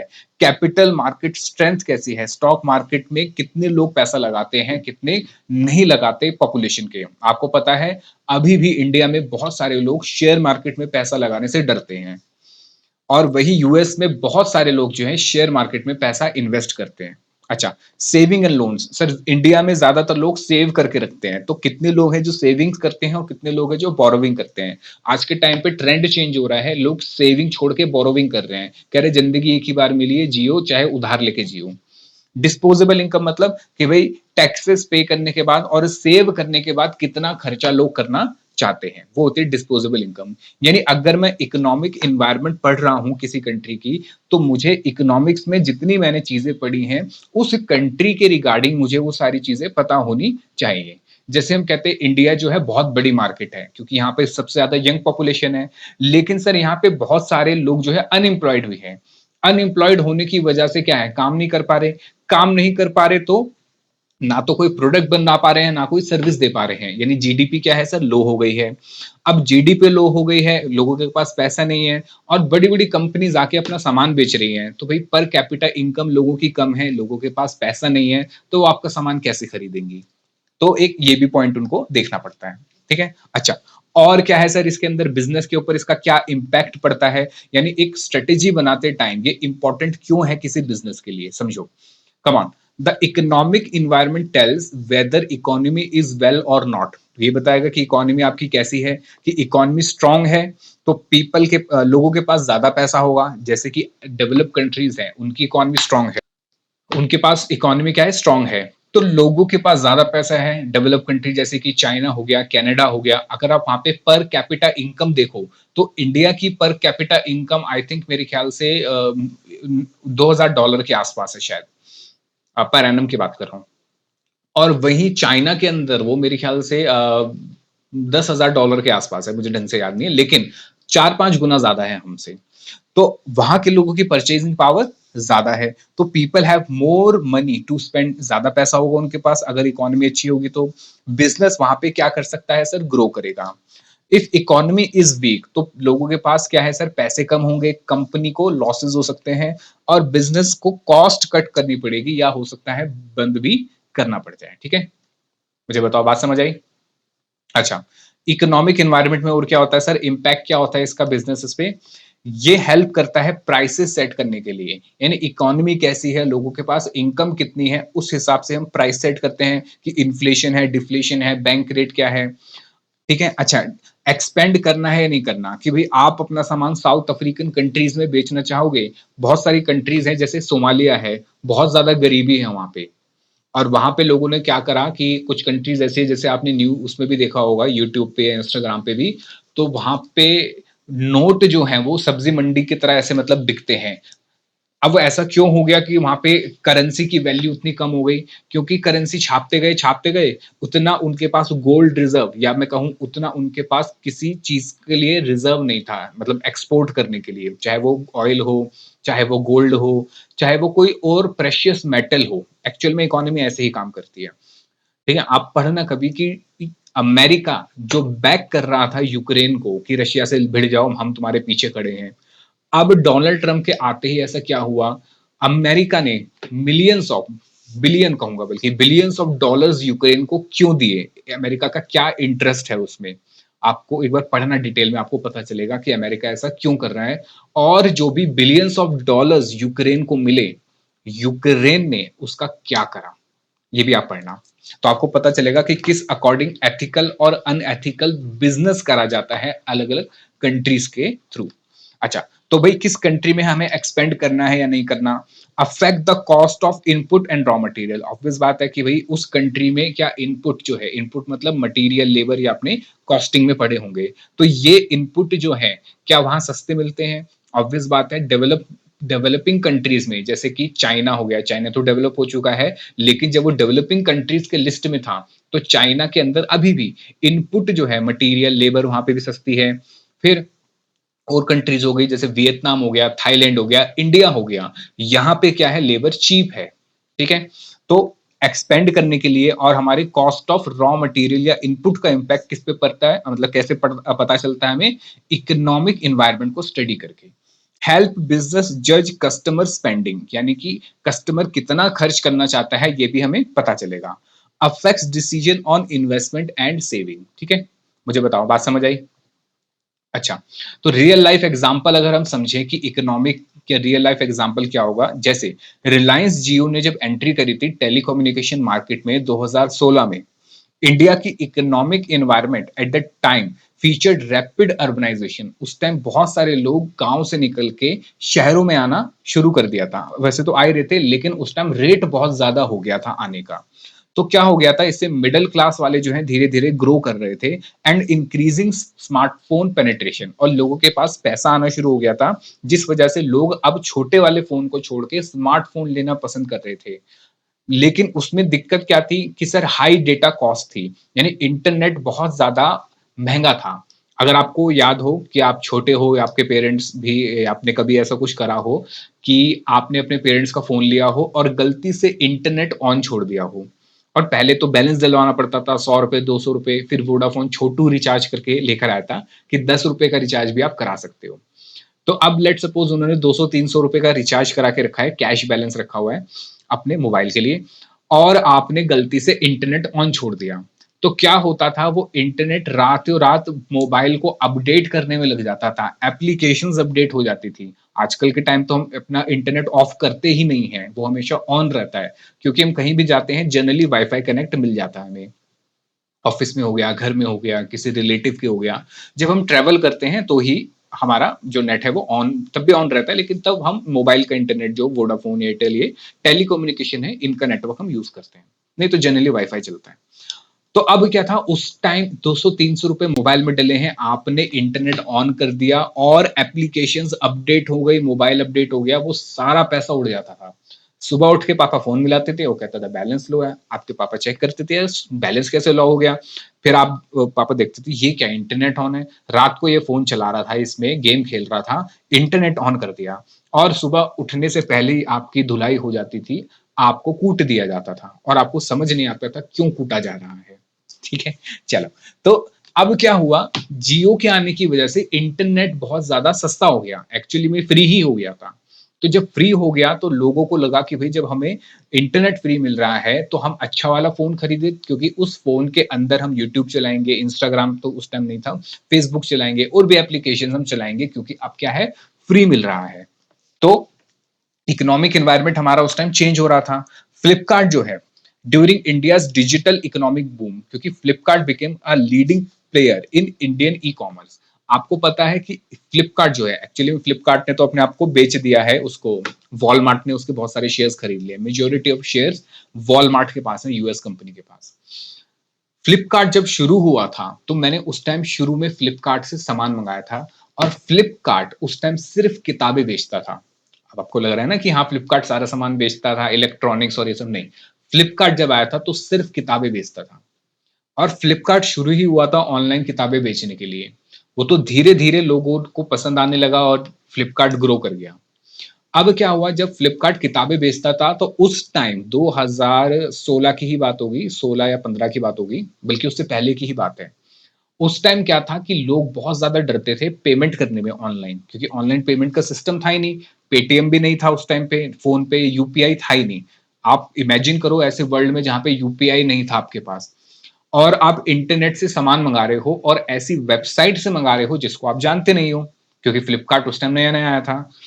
तो अब क्या था, उसने कैश ऑन डिलीवरी का ऑप्शन दिया, उसको पता था इंडियंस जो हैं बहुत ज्यादा डरते हैं और फ्रॉड्स भी यहाँ पे बहुत ज्यादा होते हैं, तो कैश ऑन डिलीवरी का ऑप्शन दिया और फ्री डिलीवरी वो करवाता था। तो फ्री डिलीवरी होने की वजह से और कैश ऑन डिलीवरी होने की वजह से लोगों ने सामान मंगाना शुरू करा। मैंने भी तभी बुक्स मंगाई थी, 2-3 बुक्स मंगाई थी। और उस टाइम क्या होता था कि जब वो सामान देने आता था, हम उसको कहते थे कि भाई पहले सामान खोल के दिखाओ कि इसमें वो है ये सामान या नहीं है, उसके बाद आपको कैश पे करेंगे।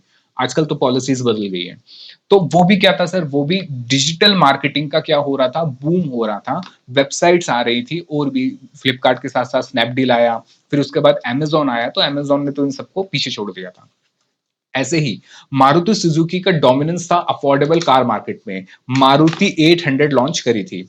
इंडिया की इकोनॉमिक लैंडस्केप जो थी, उस टाइम लोगों के पास इतना पैसा नहीं था, तो मारुति बहुत सस्ते में कार, मतलब उस टाइम के हिसाब से, अभी भी अगर आप देखो तो सबसे सस्ती कार मारुति की ही है। तो economic landscape characterised by price sensitive consumer base, limited disposable income for many and a growing middle class has shaped the automobile industry। यानी कि मारुति सुजुकी, आपने अगर कोई पूछना अपने पेरेंट्स से कि भाई पहले जो कार चलती थी कौन सी, तो हर कोई कहता कि मारुति सुजुकी, मारुति सुजुकी। 800 उस टाइम बहुत बड़ी बात थी अगर मिडिल क्लास के पास हो। फिर उसके बाद उसने उसको अपग्रेड करके स्टीम में लेकर आ गया, मारुति स्टीम आई थी। ठीक है, तो ये क्या है सब मेरे इकोनॉमिक इन्वायरमेंट। ठीक, जैसे कि आपको दिख रहा है यहाँ पे कि यहाँ पे दो वर्ड लिखे हैं, कौन कौन से, एक है सर पॉलिटिकल और दूसरा लीगल। कहीं ना कहीं ये एक दूसरे से जुड़े होते हैं, हालांकि दोनों में बहुत फर्क होता है। पॉलिटिकल अलग है, लीगल अलग है, लेकिन लॉ जो बनता है वो पॉलिटिशियंस ही बनाते हैं, तो कहीं ना कहीं उन्होंने इसको जोड़ के लिख दिया। तो इसमें दोनों पॉइंट्स आएंगे, पॉलिटिकल वाला भी आएगा और लीगल वाला भी आएगा। ठीक है, आओ सबसे पहले इसको समझते हैं। सर हम सबसे पहले बात कर रहे हैं किसकी, पॉलिटिकल इन्वायरमेंट की, मैक्रो इन्वायरमेंट में पॉलिटिकल लीगल इन्वायरमेंट। आओ जरा समझते हैं। दिस इन्वायरमेंट इंक्लूड क्या आएगा sir, political legal factor that affect, जिससे क्या है एक बिजनेस पे या फिर सारे बिजनेसेस पे इफेक्ट होता है हर एक कंट्री में। देखो, हम कह रहे हैं कि सर पॉलिटिकल लीगल इन्वायरमेंट में, पॉलिटिकल लीगल इन्वायरमेंट इंक्लूड होता है पॉलिटिकल लीगल फैक्टर जो कि अफेक्ट करता है बिजनेसेस के work in a country. These are external factors and businesses have no control over them. Obvious बात है बिजनेस का इनके ऊपर कंट्रोल नहीं होता है, but they must follow them, लेकिन बिजनेसेस को इनको फॉलो करना पड़ता है। एक और चीज मैं आपको ये कहूंगा, पॉलिटिकल और लीगल फैक्टर्स के लिए बड़ी बड़ी जितनी कंपनी है, अंबानी, अडानी, मतलब रिलायंस हो गया, अडानी हो गया, उसके अलावा टाटा हो गया, और बहुत भी बड़ी बड़ी कंपनीज जो है, एक बार उन कंपनीज की है ना ये देखना ऑनलाइन कि ये कंपनीज गवर्नमेंट को, पॉलिटिकल पार्टीज को, गवर्नमेंट को नहीं, पॉलिटिकल पार्टीज को कितना फंड्स देती हैं, कितना चंदा देती है, ये पढ़ना, और उससे इनको क्या फर्क पड़ता है। आओ जरूर आगे बढ़ते हैं।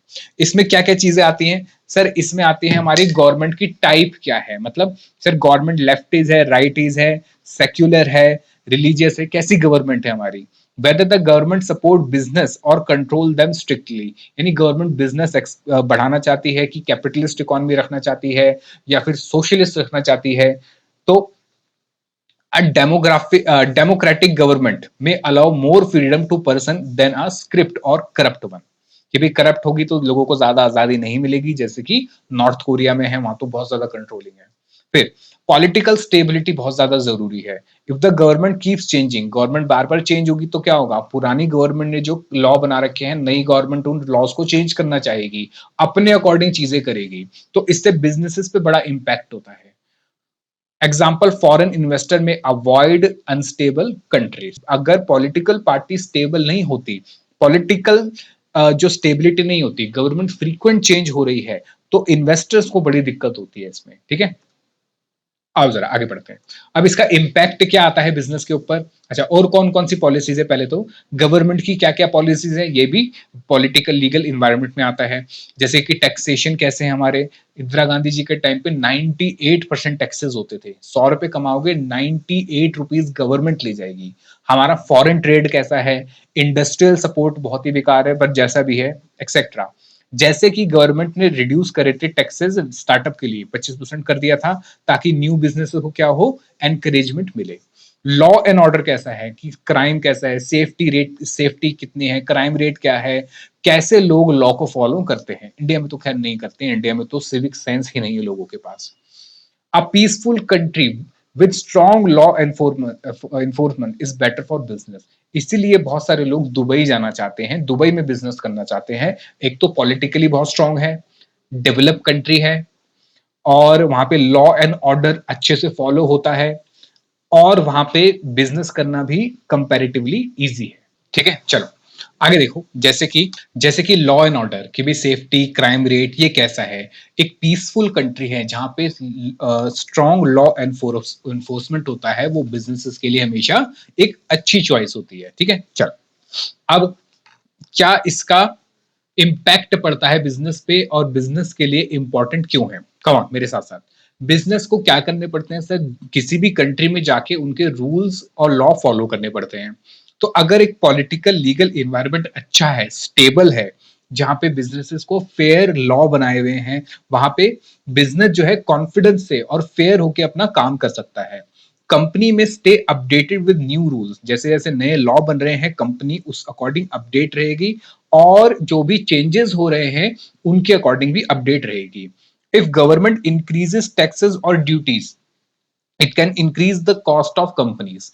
अगर गवर्नमेंट ज्यादा टैक्सेस बढ़ाती रहेगी, जैसे फॉरेन कंपनीज पे टैक्सेस ज्यादा है, अगर गवर्नमेंट कंपनी इंडिया में फॉरेन कंपनी पे टैक्सेस बहुत लगाएगी, तो कंपनी जो है इंडिया छोड़ के ही चली जाएगी, बोलेगी भैया हम इतना टैक्सेस क्यों पे करें।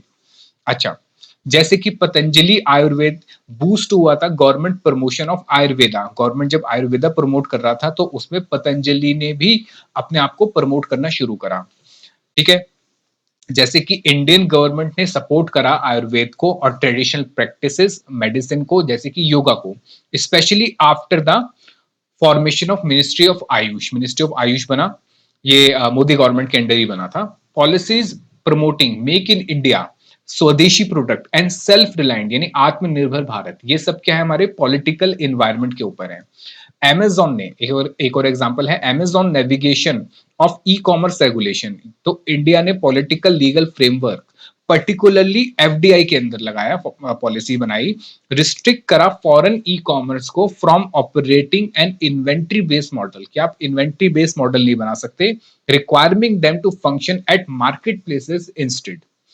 In 2020, the government banned TikTok. Government TikTok ban करा along with 58 other Chinese app, citing data privacy, क्योंकि हम डेटा प्राइवेसी को लेके बहुत ज्यादा चिंतित थे, किससे, चाइना से, and national security concern under section 69A of IT. IT मतलब इनकम टैक्स नहीं, information technology act. The ban shut down TikTok massive user base in India overnight. A country with had over 200 million user थे India में उसके। ठीक है, अच्छा, पांचवा point आता है टेक्नोलॉजिकल, ये मैंने गलती से 4 लिख दिया पर ये पांचवा पॉइंट है। ठीक है, आओ तो हमने पॉलिटिकल लीगल इन्वायरमेंट के बारे में समझ लिया। अब आते हैं आखिरी पे हमारे, जो है पांचवा, लिखिए पॉइंट नंबर 5, टेक्नोलॉजिकल इन्वायरमेंट। ये आपको पता ही होगा भाई, टेक्नोलॉजी आने की वजह से ही तो बहुत सारे बिजनेसेस आए हैं, जैसे कि उबर हो गया, जोमेटो हो गया, स्विगी हो गया, ब्लिंकिट हो गया, और ये जेप्टो हो गया। ये सब क्या है, ये टेक्नोलॉजिकल बिजनेस ही तो है, ओला उबर। अगर टेक्नोलॉजी नहीं होगी तो ये भी नहीं होंगे। ठीक है, स्पॉटिफाई। चलो सबसे पहले इसको समझते हैं, फिर इसको लिखेंगे। पांचवा पॉइंट है, ये गलती से इस पे 4 लिखा हुआ है, ये पॉइंट नंबर 5 है, टेक्नोलॉजिकल इन्वायरमेंट।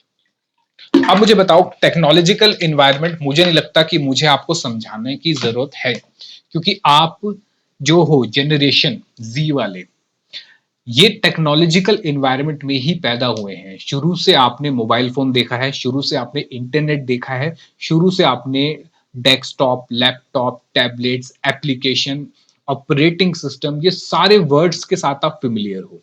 ठीक है, अब तो मैं देख रहा था दो दो क्लास की बच्चों की किताबों में कोडिंग वोडिंग भी डाल रखी है। सेकेंड जो क्लास में बच्चे हैं उनकी बुक में कंप्यूटर से रिलेटेड कोडिंग इंफॉर्मेशन, वो सॉरी, ये आर्टिफिशियल इंटेलिजेंस के बारे में ये सब भी डाला हुआ है। चलो तो क्या होता है ये देखो sir, technological environment means the impact of new inventions, machine tools and software on how business work। आपको पता है आजकल तो एआई का जमाना है, एआई के आने की वजह से भी कितने बिजनेसेस जो हैं वो मार्केट से बाहर हो जाएंगे और कितने नए बिजनेस मार्केट में आएंगे। ठीक है, तो in today's world technology is everywhere, it has change the way of people live, talk, shop and work, so businesses must also change and grow with the technology. कोई भी बिजनेस जो है अगर वो टेक्नोलॉजी के अकॉर्डिंग नहीं चल रहा है तो वो ज्यादा टाइम तक सर्वाइव नहीं कर पाएगा। जैसे मैं आपको बताऊं कि टेक्नोलॉजी आने की वजह से ही बहुत सारे ऐसे चार्टर्ड अकाउंटेंट्स हैं इंडिया में, बहुत सारे ऐसे चार्टर्ड अकाउंटेंट्स हैं जिन जो बुक कीपिंग का काम, अकाउंटिंग का काम कर रहे हैं फॉरेन कंपनीज का या फॉरेन इंडिविजुअल्स का। जैसे यूएस में कोई पर्सन है, यूके में कोई है, कनाडा में कोई कंपनी है, जो बड़ी नहीं है, बहुत छोटी कंपनी है, उनके हिसाब से वो कंपनी अपना सारा का सारा बुक कीपिंग, अकाउंटिंग का काम आउटसोर्स कर देती है इंडियन कंपनीज या इंडियन चार्टर्ड फर्म्स को। वहां पे उनको जो है यहाँ के अकॉर्डिंग पैसा सस्ता पड़ता है, और हमें यहाँ पे उनके अकॉर्डिंग वो पैसा, क्योंकि हम फॉरेन करेंसी में बात कर रहे हैं, तो वो हमें महंगा पड़ता है। तो क्या होता है कि इन टूडेज वर्ल्ड टेक्नोलॉजी क्या है, हर जगह है, और टेक्नोलॉजी क्या है सर, फ्रीक्वेंट बेसिस पे चेंज भी हो रही है। चलो, तो टेक्नोलॉजी क्या है सर, फ्रीक्वेंट बेसिस पे क्या हो रही है सर, चेंज हो रही है। और अगर आप टेक्नोलॉजी के साथ नहीं चलेंगे तो आपको पता है कि एआई आने की वजह से बहुत सारी जॉब्स चली गई हैं और बहुत सारी नई जॉब्स भी आ रही हैं। तो बिजनेस को क्या करना चाहिए सर, अपने आप को टेक्नोलॉजी के हिसाब से चेंज करना चाहिए। तो बिजनेस पे का क्या इम्पैक्ट आएगा टेक्नोलॉजी का सर, बहुत ज्यादा, कि कम्युनिकेशन इंप्रूव होता है, जैसे कि ईमेल हो गया, video call, WhatsApp. It reduce paper work कम हो जाएगा। It help faster payment, UPI, online banking से कितनी जल्दी हम पेमेंट कर सकते हैं। It makes inventory and supply chain more accurate and efficient. इसी वजह से इन्वेंट्री और सप्लाई चेन एक्यूरेट होने की वजह से सर 5 मिनट 10 मिनट के अंदर हमारे पास ग्रोसरी पहुंच जाती है। इससे हमारा टाइम बचता है, कॉस्ट भी बचती है और प्रोडक्टिविटी भी इंप्रूव होती है। फिर सर बिजनेस एंड टेक्नोलॉजी दोनों क्या है, आपस में लिंक्ड है। बिजनेस क्या करता है, टेक्नोलॉजी को यूज करते हैं ग्रो करने के लिए और कस्टमर को अच्छी से अच्छी सर्विस प्रोवाइड करने के लिए। और at the same time business help society को भी वो हेल्प करते हैं using new technology to make life easier, ताकि लोगों की लाइफ इजी हो। कोई अगर दूसरे शहर में रह रहा है तो वो अपना फर्नीचर जो है रेंट कर सकता है, कोई घूमने जा रहा है तो कैमरा रेंट कर सकता है, और उसके अलावा आप 5-10 मिनट में खाना मंगा सकते हो। कोई अपनी फैमिली से दूर रहता है तो वो जोमेटो स्विगी यूज करके अपने लिए पर्टिकुलर घर का खाना टाइप भी मंगा सकता है। अपॉर्चुनिटी, उसके पास ऑप्शन बहुत सारे हैं। रात को 2 बजे 3 बजे तक भी आप खाना ऑर्डर कर सकते हो। तो टेक्नोलॉजी के साथ क्या है सर, अपॉर्चुनिटीज भी हैं, थ्रेट्स भी हैं। अपॉर्चुनिटीज क्या है सर, बिजनेस जो यूज करते हैं टेक्नोलॉजी को अर्ली कैन बीट कॉम्पिटिटर। अगर हम जल्दी टेक्नोलॉजी को अडेप्ट कर लेंगे तो हमारे कॉम्पिटिटर को हम बीट कर पाएंगे। जैसे कंपनी एआई चैटबॉट यूज कर रही है 24/7 कस्टमर को सर्विस देने के लिए। थ्रेट क्या है, अगर बिजनेस इग्नोर करती है टेक्नोलॉजी को तो वो पीछे रह जाएगी। अब न्यू टेक्नोलॉजी का यूज हुआ, जैसे कि आर्टिफिशियल इंटेलिजेंस ने स्मार्टर कर दिया डिसीजन को। मशीन लर्निंग, अच्छा मशीन लर्निंग के बारे में एक बार पढ़कर आना कि क्या होता है, ठीक है। फिर रोबोटिक्स हो गए, आपको पता है बहुत सारे बिजनेसेस में रोबोट्स यूज होते हैं। जैसे कि क्या है सर, बहुत जगह आपने देखा होगा कि चाइना में अब बहुत, चाइना में, साउथ कोरिया में, जापान में बहुत सारा काम जो है रोबोट्स के थ्रू हो रहा है। यानी हम जब होटल्स में जाते हैं, रेस्टोरेंट्स में जाते हैं, तो बहुत सारा जो काम है वो अब रोबोट्स कर रहे हैं। एक तो भी थोड़े टाइम पहले एक न्यूज भी आई थी, एक रोबोट जो है वो परेशान हो गया था काम से और उसने सुसाइड कर ली थी साउथ कोरिया में, ठीक है, ऐसा हुआ था, पढ़ना एक बार। अच्छा, फिर cloud computing, point last point है, क्लाउड कंप्यूटिंग, और उसके बाद है सर डिजिटल पेमेंट, जैसे कि e commerce, buying and selling, ये सारी चीजें। ये क्या है सर, ये नई नई टेक्नोलॉजी है जो बिजनेस क्या कर सकता है सर, यूज कर सकता है, ठीक है। चलो कॉन्सेप्ट नंबर 6 देखो। अभी हमने क्या समझा, हमने समझा सर कि मैक्रो इन्वायरमेंट में एक्सटर्नल इन्वायरमेंट क्या है, सॉरी एक्सटर्नल के अंदर मैक्रो क्या है। अब कॉन्सेप्ट नंबर 6 में हमें पढ़ना है, लिखो P E S T L E. Sir ये क्या है, अच्छा मैं ये भी बता दूं, ये इंपॉर्टेंट है आपके एग्जाम के लिए। देखो, सबसे पहले हमें ये बताया गया कि सर इन्वायरमेंट दो तरीके हैं, इंटरनल और एक्सटर्नल। एक्सटर्नल में दो चीजें आती हैं, एक माइक्रो और मैक्रो। माइक्रो के बारे में ज्यादा नहीं बता रखा, मैक्रो के बारे में ज्यादा हमें बताया गया है। और मैक्रो के अंदर 5 चीजें आई, एक तो हमारा डेमोग्राफिक आया, दूसरा सोशो कल्चरल, और उसके बाद आया इकोनॉमिक, उसके बाद आया हमारा, इकोनॉमिक के बाद आया हमारा ये वाला जो था पॉलिटिकल और लीगल, और पांचवा जो आया हमारे पास वो टेक्नोलॉजिकल फैक्टर था। ठीक है, इसको मुझे नहीं लगता कोई स्टोरी बनाने की जरूरत है, आपको याद हो जाएगा, क्योंकि आप जब आप बाहर निकलोगे और देखोगे तो आपको लॉ दिखेगा, आपको सोसाइटी दिखेगी, आपको लोग दिखेंगे अलग अलग एज के, रिलीजन के, तो सोशल, फिर टेक्नोलॉजी तो आपके पास हमेशा रहती है। तो ये पांचों चीजें याद करने के लिए मुझे लगता नहीं है कोई स्टोरी बनाने की जरूरत है। पी से होगा पॉलिटिकल। दूसरा ई, ई से होगा इकोनॉमिक, इकोनॉमिकल। फिर पी ई एस, एस से क्या होगा मुझे बताओ, एस से होगा social. P E S T, T से क्या होगा सर, टी से तो टेक्नोलॉजी है कि नहीं, की टेक्नोलॉजिकल। सर ये तो वही है ना जो हमने पढ़ा था, वही है, बस इसको दूसरे तरीके से पढ़ रहे हैं, बात वही कर रहे हैं, यानी एनालिसिस की बात कर रहे हैं यहाँ पे। फिर P E S T L, L से क्या है सर, एल से लीगल। और फिर ई आ गया सर, ई यहाँ पे एक नया पॉइंट आया है, इन्वायरमेंटल। सर्दी गर्मी बरसात ये सब चीजें, कि भाई ग्लोबल वार्मिंग, वो इन्वायरमेंटल यहाँ पर है। इनका भी बहुत बड़ा इम्पैक्ट बिजनेसेस पे हो रहा है। जैसे गर्मी बहुत बढ़ रही है तो आपको पता है एयर कंडीशन की डिमांड बहुत बढ़ गई है नॉर्थ इंडिया में। और गवर्नमेंट ये कहती है कि एयर कंडीशन तो लग्जरी आइटम है, उस पर 28% का जीएसटी लगाओ। भैया एयर कंडीशन आज के टाइम पे एक मिडिल क्लास या एक लोअर मिडिल क्लास के लिए भी नेसेसिटी बन चुका है, फिर भी गवर्नमेंट 28% का जीएसटी लगाती है। क्या करें, चलो आओ मेरे साथ साथ। तो मैंने आपको क्या कहा, मैंने कहा कि सर मैं कहानी लेकर आया हूं सुपर हीरो की। 6 सुपर हीरो, कितने, 6 सुपर हीरो के हिसाब से हम पढ़ेंगे। सबसे पहले है सर पी से हमारा, सबसे पहले है पी से, तो हम पढ़ रहे हैं sir tool to analyse macro environment. तो ये हमारे क्या है, टूल है। कितने टूल है सर, 6 टूल है। कितने टूल है सर, 6। तो आओ जरा कॉन्सेप्ट नंबर 6, कॉन्सेप्ट नंबर 6 है sir PESTLE, a tool to analyse macro environment. सबसे पहले सुपर हीरो है हमारे ये भाई साहब, पॉलिटिकल फैक्टर वाले। कौन से, पॉलिटिकल फैक्टर वाले। फिर ई, ई से आता है सर इकोनॉमिक, तो इकोनॉमिक कंडीशन वाले ये हैं, रिजर्व बैंक जैसे हमारा है, ये हमारे हीरो हैं जो पूरा मनी वनी को कंट्रोल करते हैं। ये जो भाई साहब है क्या कंट्रोल करते हैं, पॉलिटिकल चीजें कंट्रोल करते हैं। ये जो सेकंड वाले भाई साहब है ये इकोनॉमिक कंडीशंस कंट्रोल करते हैं। पीई एस, एस से आएगा सर सोशल, ये सर सोसाइटी को कंट्रोल करती है, ये मैडम जो है हमारी वंडर वुमन सोसाइटी को कंट्रोल करती है। ठीक है, अच्छा PE PE S T, T से आगे से टेक्नोलॉजिकल, ये जो है भाई साहब ये टेक्नोलॉजी को कंट्रोल करते हैं। फिर एल, एल से आएगा सर लीगल, ये जो मैडम है ये लीगल चीजों को कंट्रोल करती है, लॉ को कंट्रोल करती है। और उसके बाद आएगा सर ई, ई से ये जो है सर हमारे ये इन्वायरमेंट को कंट्रोल करते हैं। तो कितने सुपर हीरो हैं सर हमारे, 6 सुपर हीरो हैं। सबसे पहले वाले भाई साहब तो क्या कंट्रोल करते हैं, पॉलिटिकल इन्वायरमेंट। दूसरे वाले इकोनॉमिक इन्वायरमेंट या इन्वायरमेंट इकोनॉमिक इन्वायरमेंटल। और तीसरी जो हमारी मैडम है वो सोसाइटी को कंट्रोल करती हैं। चौथे हमारे भाई साहब टेक्नोलॉजी को, पांचवी हमारी लीगल को, और छठे हमारे इन्वायरमेंट को। तो इनकी सुपर पावर से समझते हैं कि कैसी कैसे ये बिजनेसेस को कंट्रोल करते हैं। तो सबसे पहले हम बात करते हैं हमारे जो भाई साहब हैं, सबसे पहले जो हमारे भाई साहब हैं कौन है सर, पॉलिटिकल वाले। तो पॉलिटिकल पावर वाले जो हैं, इनकी सुपर पावर क्या है सर, सुपर पावर है कि ये अपनी सिंगल पॉलिसी से दुनिया हिला देंगे। अपनी सिंगल पॉलिसी से कमॉन दुनिया हिला देंगे।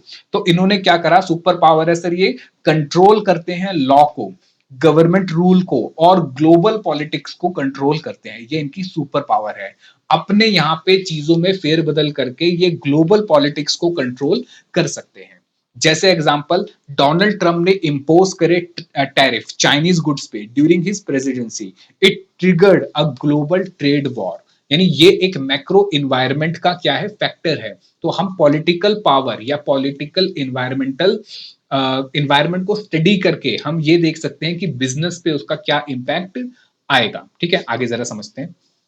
तो ये जो भाई साहब है हमारे, इनकी जो सुपर पावर है कि अपनी पावर से क्या कर सकते हैं, सिंगल पॉलिसी गेम चेंज कर देंगे।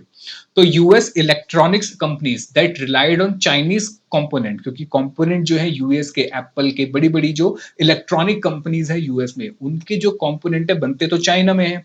उनको क्या हुआ सर, हायर इंपोर्ट चार्जेस लग गए, क्योंकि 245% डाल दिया।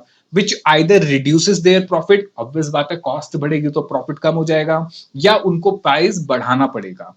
इन रिस्पॉन्स चाइना ने भी रिटेलिएट करा और अपने यहाँ पे टैरिफ बढ़ा दिया, hurting American farmer who exported soybean and other goods to China. तो जो यूएस में जो एक्सपोर्टर थे चाइना के, उनको भी नुकसान हुआ, और चाइना में जो एक्सपोर्ट करते थे यूएस को, उनको भी नुकसान हुआ इन भाई साहब की वजह से, क्योंकि इन्होंने अपनी पॉलिटिकल पावर को यूज करके गेम चेंज कर दिया। मुझे बताओ बात समझ आई या नहीं आई? ठीक है, चलो अब क्या करा इन्होंने, देखो जरा समझो फर्क क्या पड़ा। Company had to restructure supply chain, उन्होंने अपना सप्लाई चेन चेंज रीस्ट्रक्चर करना पड़ा। चाइना से निकल के वो वियतनाम जाएंगे, बांग्लादेश जाएंगे, इंडिया जाएंगे, मूविंग टू अदर कंट्री जैसे कि वियतनाम और इंडिया। तो इंडिया के पास अभी क्या है, एक बहुत बड़ी अपॉर्चुनिटी है। लेकिन ये जो पहलगाम का अटैक, बहुत ही दुखद अटैक हुआ जो ये, इसकी वजह से इंडिया की जो छवि है वो थोड़ी सी खराब होगी वर्ल्ड के अंदर, कि यहाँ पे चीजें स्टेबल नहीं रहती, टेररिज्म है और ये सब। तो इंडिया को बहुत कड़े यहाँ पे स्टेप्स लेने पड़ेंगे और उसको बहुत ही स्मार्टली कंट्रोल करना पड़ेगा, जो कि गवर्नमेंट कर भी रही है। आगे, smaller business in the both US and abroad. दो स्मॉल बिजनेस है, देखो बड़े वाले तो बाहर निकल जाएंगे, छोटे वाले कैसे अपनी फैक्ट्रियां उठा के एक कंट्री से दूसरी कंट्री में जाएंगे।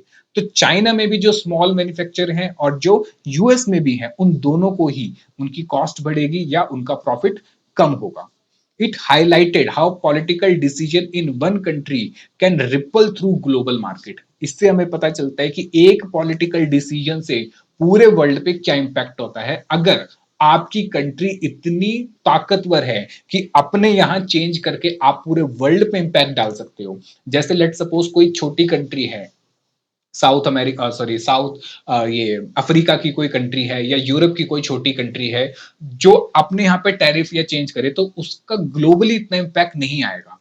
जैसे पाकिस्तान मान लो कि भाई पाकिस्तान कहते हैं हम टैरिफ लगाएंगे अमेरिका पे, अरे भाई लगा दो, तुमसे वैसे कोई लेना देना नहीं है, तुम तो वैसे भूखमरी से मर रहे हो, तो भाई तुम्हारा से टैरिफ लगाने या सब बैन करने से किसी को फर्क पड़ेगा नहीं। हो सकता है आप खुद ही एफएटीएफ की ग्रे लिस्ट में तो थे, और हो सकता है दोबारा से ग्रे लिस्ट में भी पहुंच जाओ, ठीक है। तो ऐसी कंट्रीज का पॉलिटिकल पावर कोई मैटर नहीं करता, पर इंडिया का पावर, पॉलिटिकल पावर बहुत मैटर करता है।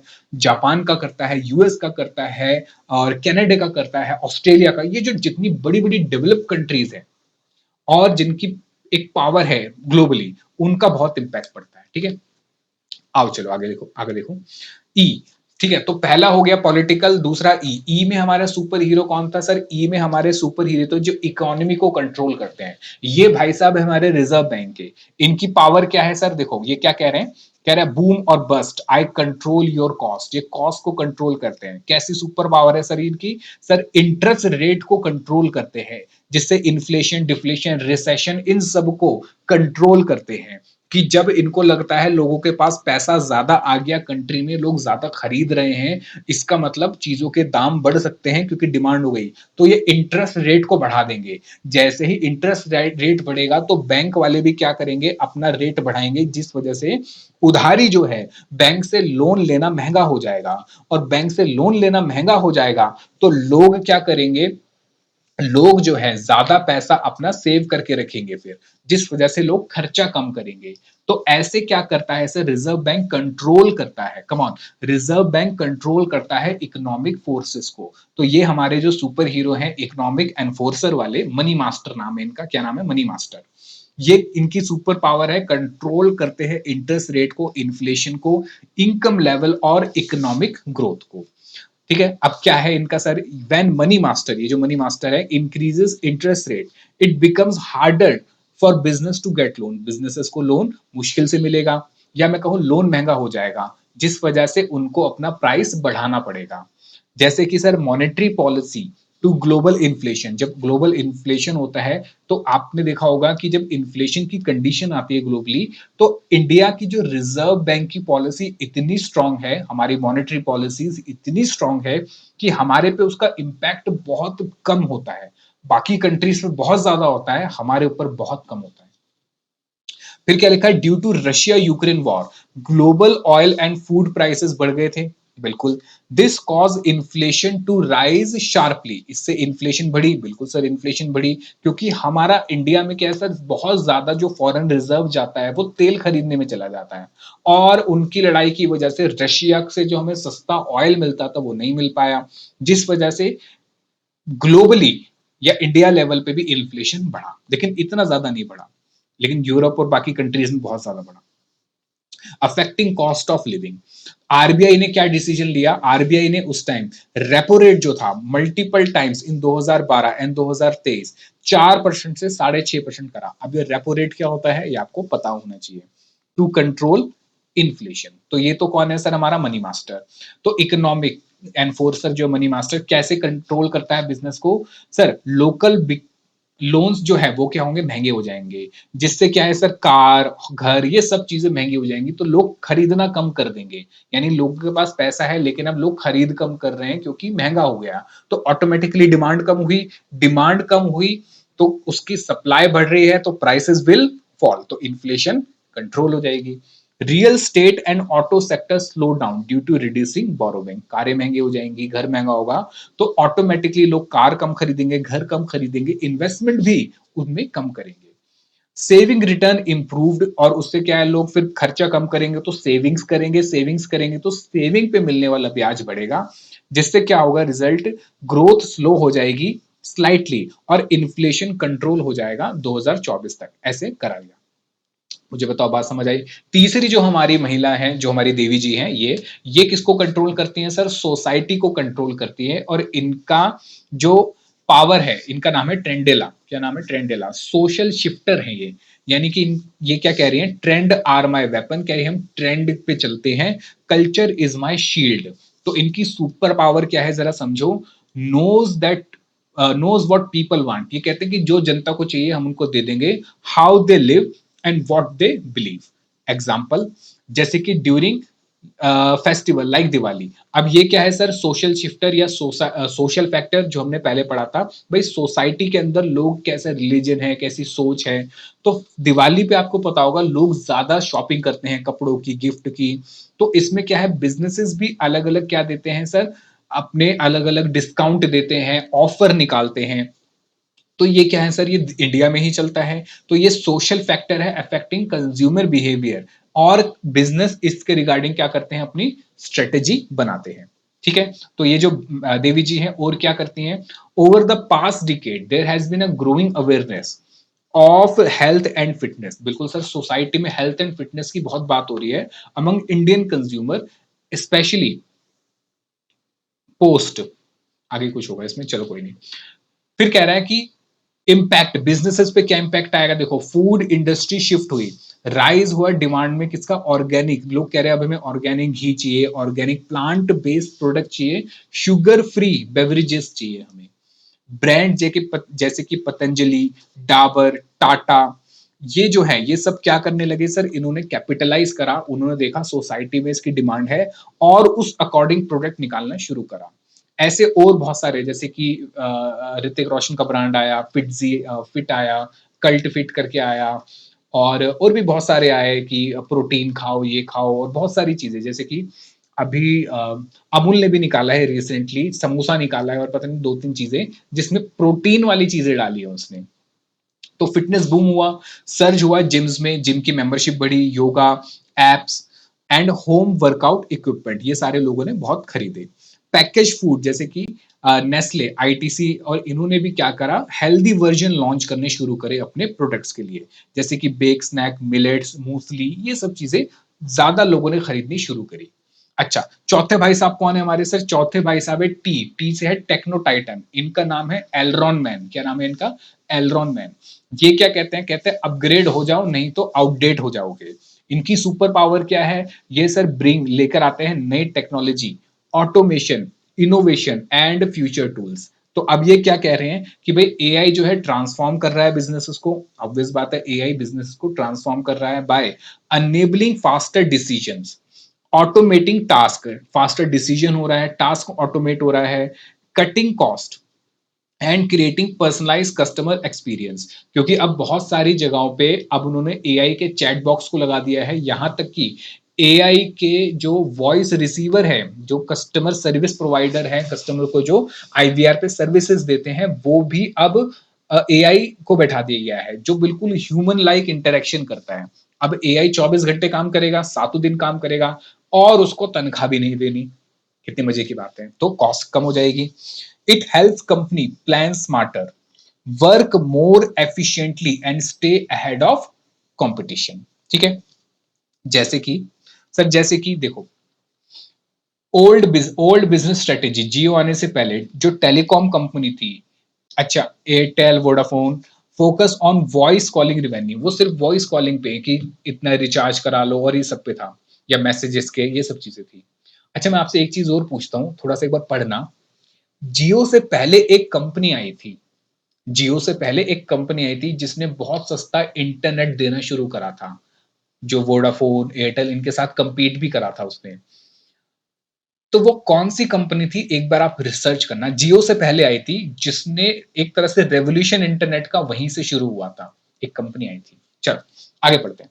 तो पहले कंपनी क्या था, सिर्फ वॉइस कॉलिंग पे जो उनका रिवेन्यू था उस पे, क्योंकि तब डेटा बहुत ज्यादा एक्सपेंसिव हुआ करता था, कि भाई आपने इंटरनेट ऑन कर दिया, 500 हजार हजार रुपए तक उड़ जाते थे लोगों के।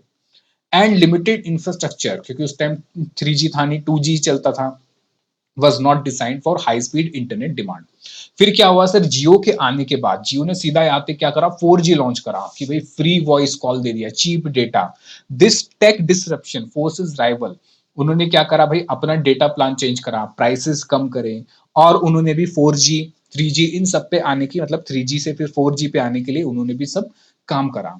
फिर आपको पता ही है क्या करा बाद में जियो ने, जब कस्टमर बेस बढ़ गया, सब कुछ हो गया, तो कस्टमर को कहा कि भाई शादी में बड़ा खर्चा हो गया है, लाओ पैसे निकालो। तो एक बार में खर्चा करा 5,000 करोड़, और एक बार में लोगों की जेब से निकाल भी लिया। अच्छा, कहां जा रहे हो भाई, कहां जा रहे हो, इधर आओ। कह रहा है, a shift from voice centric to data digital service based business model. यानी अब लोग क्या कर रहे हैं, अब लोग जब रिचार्ज कराते हैं, तो अब लोग दोनों चीजें देखते हैं, वॉइस कॉलिंग के भी क्या है, और दूसरा इंटरनेट भी है। इस वजह से ज्यादातर लोगों को अब मैं देख रहा हूं, वो मंथली रिचार्ज कराते हैं, जैसे जिसमें अनलिमिटेड कॉल फ्री हो जाती हैं, और उसके साथ 1 GB या 2 GB का दिन भर का डेटा उनको मिलता है। यानी ऐसा नहीं है सिर्फ वो वॉइस कॉल करा रहे हैं, क्योंकि उनको पता है कि भैया मुझे रिचार्ज कराना है, साथ साथ मुझे इंटरनेट भी यूज करना है, तो उसको दोनों चीजें चाहिए। तो उस हिसाब से कंपनीज ने अपना डेटा स्ट्रक्चर, अपना पैक चेंज करा, और उसमें उन्होंने अलग अलग पैक निकाले कि भाई आप वॉइस कॉलिंग प्लस इंटरनेट, ये मतलब इतना जीबी डेटा और ये सब आपको मिलेगा। मुझे बताओ समझ आया या नहीं आया। तो एआई एंड बिजनेस, पेस्टल क्या है, टूल है सर टेक्नोलॉजिकल, कि भाई एआई और बिजनेस को आप कैसे यूज करते हो, और ओल्ड बिजनेस स्ट्रेटेजी आपकी क्या थी। उसके बाद आते हैं सर पांचवें फैक्टर पे। ये हमारी जो मैडम है, ये क्या कंट्रोल करती हैं, लॉ लेडी। इनका नाम है जस्टिसा, जस्टिका या जस्टिसिया, जस्टिसिया नाम है शायद इनका। इनका नाम है जस्टिसिया। ये क्या कह रही है, कह रही रूल फॉलो करो, नहीं तो तुम्हें भुगतना पड़ेगा, follow the face the consequences. Super power क्या है इनकी, सर ये एनफोर्स करती है लॉ को, सेफ्टी रूल्स, ये थोड़ा अजीब सा है पर मान लेते हैं, एंड फेयर बिजनेस प्रैक्टिसेस, अच्छा ये भी अजीब सा है लेकिन मान लेते हैं। लेकिन मेन काम क्या है इनका, इन मैडम का मेन काम है लॉ को लगाना, एनफोर्स कराना। एग्जाम्पल, जीएसटी आया 2017 में, तो introduction of GST replace many indirect taxes, बहुत सारे इनडायरेक्ट टैक्सेस क्या हो गए सर, रिप्लेस हो गए, जैसे कि एंटरटेनमेंट टैक्स और सर्विस टैक्स, वैट, ये बहुत सारे आपके चले गए। had to revamp their accounting system, businesses को अपना अकाउंटिंग सिस्टम चेंज करना पड़ा, ऑब्वियस है जीएसटी पे आना पड़ा, जीएसटी की रिटर्न्स अलग तरीके से फाइल होती हैं, उनका तरीका बदला, प्राइसिंग चेंज हुई, स्ट्रेटेजी चेंज हुई, सप्लाई चेंज भी चेंज हुई to comply with the new law, shifting from state level tax strategy to unified national approach. यानी कि GST world sorry country wise same है, इसलिए एक ही तरीके से अब काम हो रहा था। अब ये जो जस्टिस है, ये कह रही है फॉलो द रूल्स और फेस कॉन्सिक्वेंसेस। अब ये क्या हुआ सर, जीएसटी इंप्लीमेंट हुआ, पॉपकॉर्न पे 18% का टैक्स लगा, placing it in the same bracket as luxury item, popcorn को लग्जरी आइटम भी बना दिया गया। उन्होंने कहा मानना है मानो, नहीं तो फिर ऐसी तैसी हो जाएगी। तो मल्टीप्लेक्स ने क्या करा, पॉपकॉर्न के प्राइस बढ़ा दिए, ऑब्वियस बात है टैक्स बढ़ेगा प्राइस बढ़ जाएंगे। As input cost went up, ठीक है, तो उनकी प्राइस तो बढ़ाई कस्टमर के लिए, और जो वो इनपुट लेकर आ रहे थे जिससे वो पॉपकॉर्न बनाएंगे उसकी कॉस्ट भी बढ़ी। तो मिडिल क्लास जो है, जो मूवी देखने जाती है, वो बेचारी, उनके लिए पॉपकॉर्न हो गया महंगा। सो cinema chain started offering combo, उन्होंने कॉम्बो देना शुरू करा, डेली वीक डे पे डिस्काउंट भी देना शुरू करा, ताकि डिमांड जो है वो बनी रहे, या रिड्यूस डिमांड को पूरा करने के लिए। अब बिजनेस स्ट्रेटेजी क्या करेगी ये मैडम, ये श्रीमती जी के साथ, वे कह रहे हैं कि वो शिफ्ट करेंगी अपनी value pack and self service kiosk to cut cost. यानी वैल्यू पैक देना शुरू करा, सेल्फ सर्विस कियोस्क यानी मशीन लगा दी जो आपका खुद ही काम करेगी, जैसे कि एटीएम मशीन है, एक एटीएम मशीन पैसा निकालने की, एक एटीएम मशीन पैसा डालने की भी होती है, और पासबुक प्रिंट कराने की भी कियोस्क मशीन आपने देखी होगी। इससे क्या है, एक पर्सन की जरूरत नहीं पड़ेगी और मशीन काम करेगी, तो कॉस्ट ऑटोमेटिकली कम हो जाएगी। और small popcorn vendor begin selling tax free unpacked version, तो बाकी जो स्मॉल वेंडर हैं वो अनपैक वर्जन भी देना शुरू करेंगे थिएटर के बाहर, जिससे लोग जो सोच रहे हैं कि हम अंदर बैठ के खाएंगे, इससे बढ़िया हम बाहर ही खा लेंगे। ऐसे बिजनेस स्ट्रेटेजी शिफ्ट हो सकती है।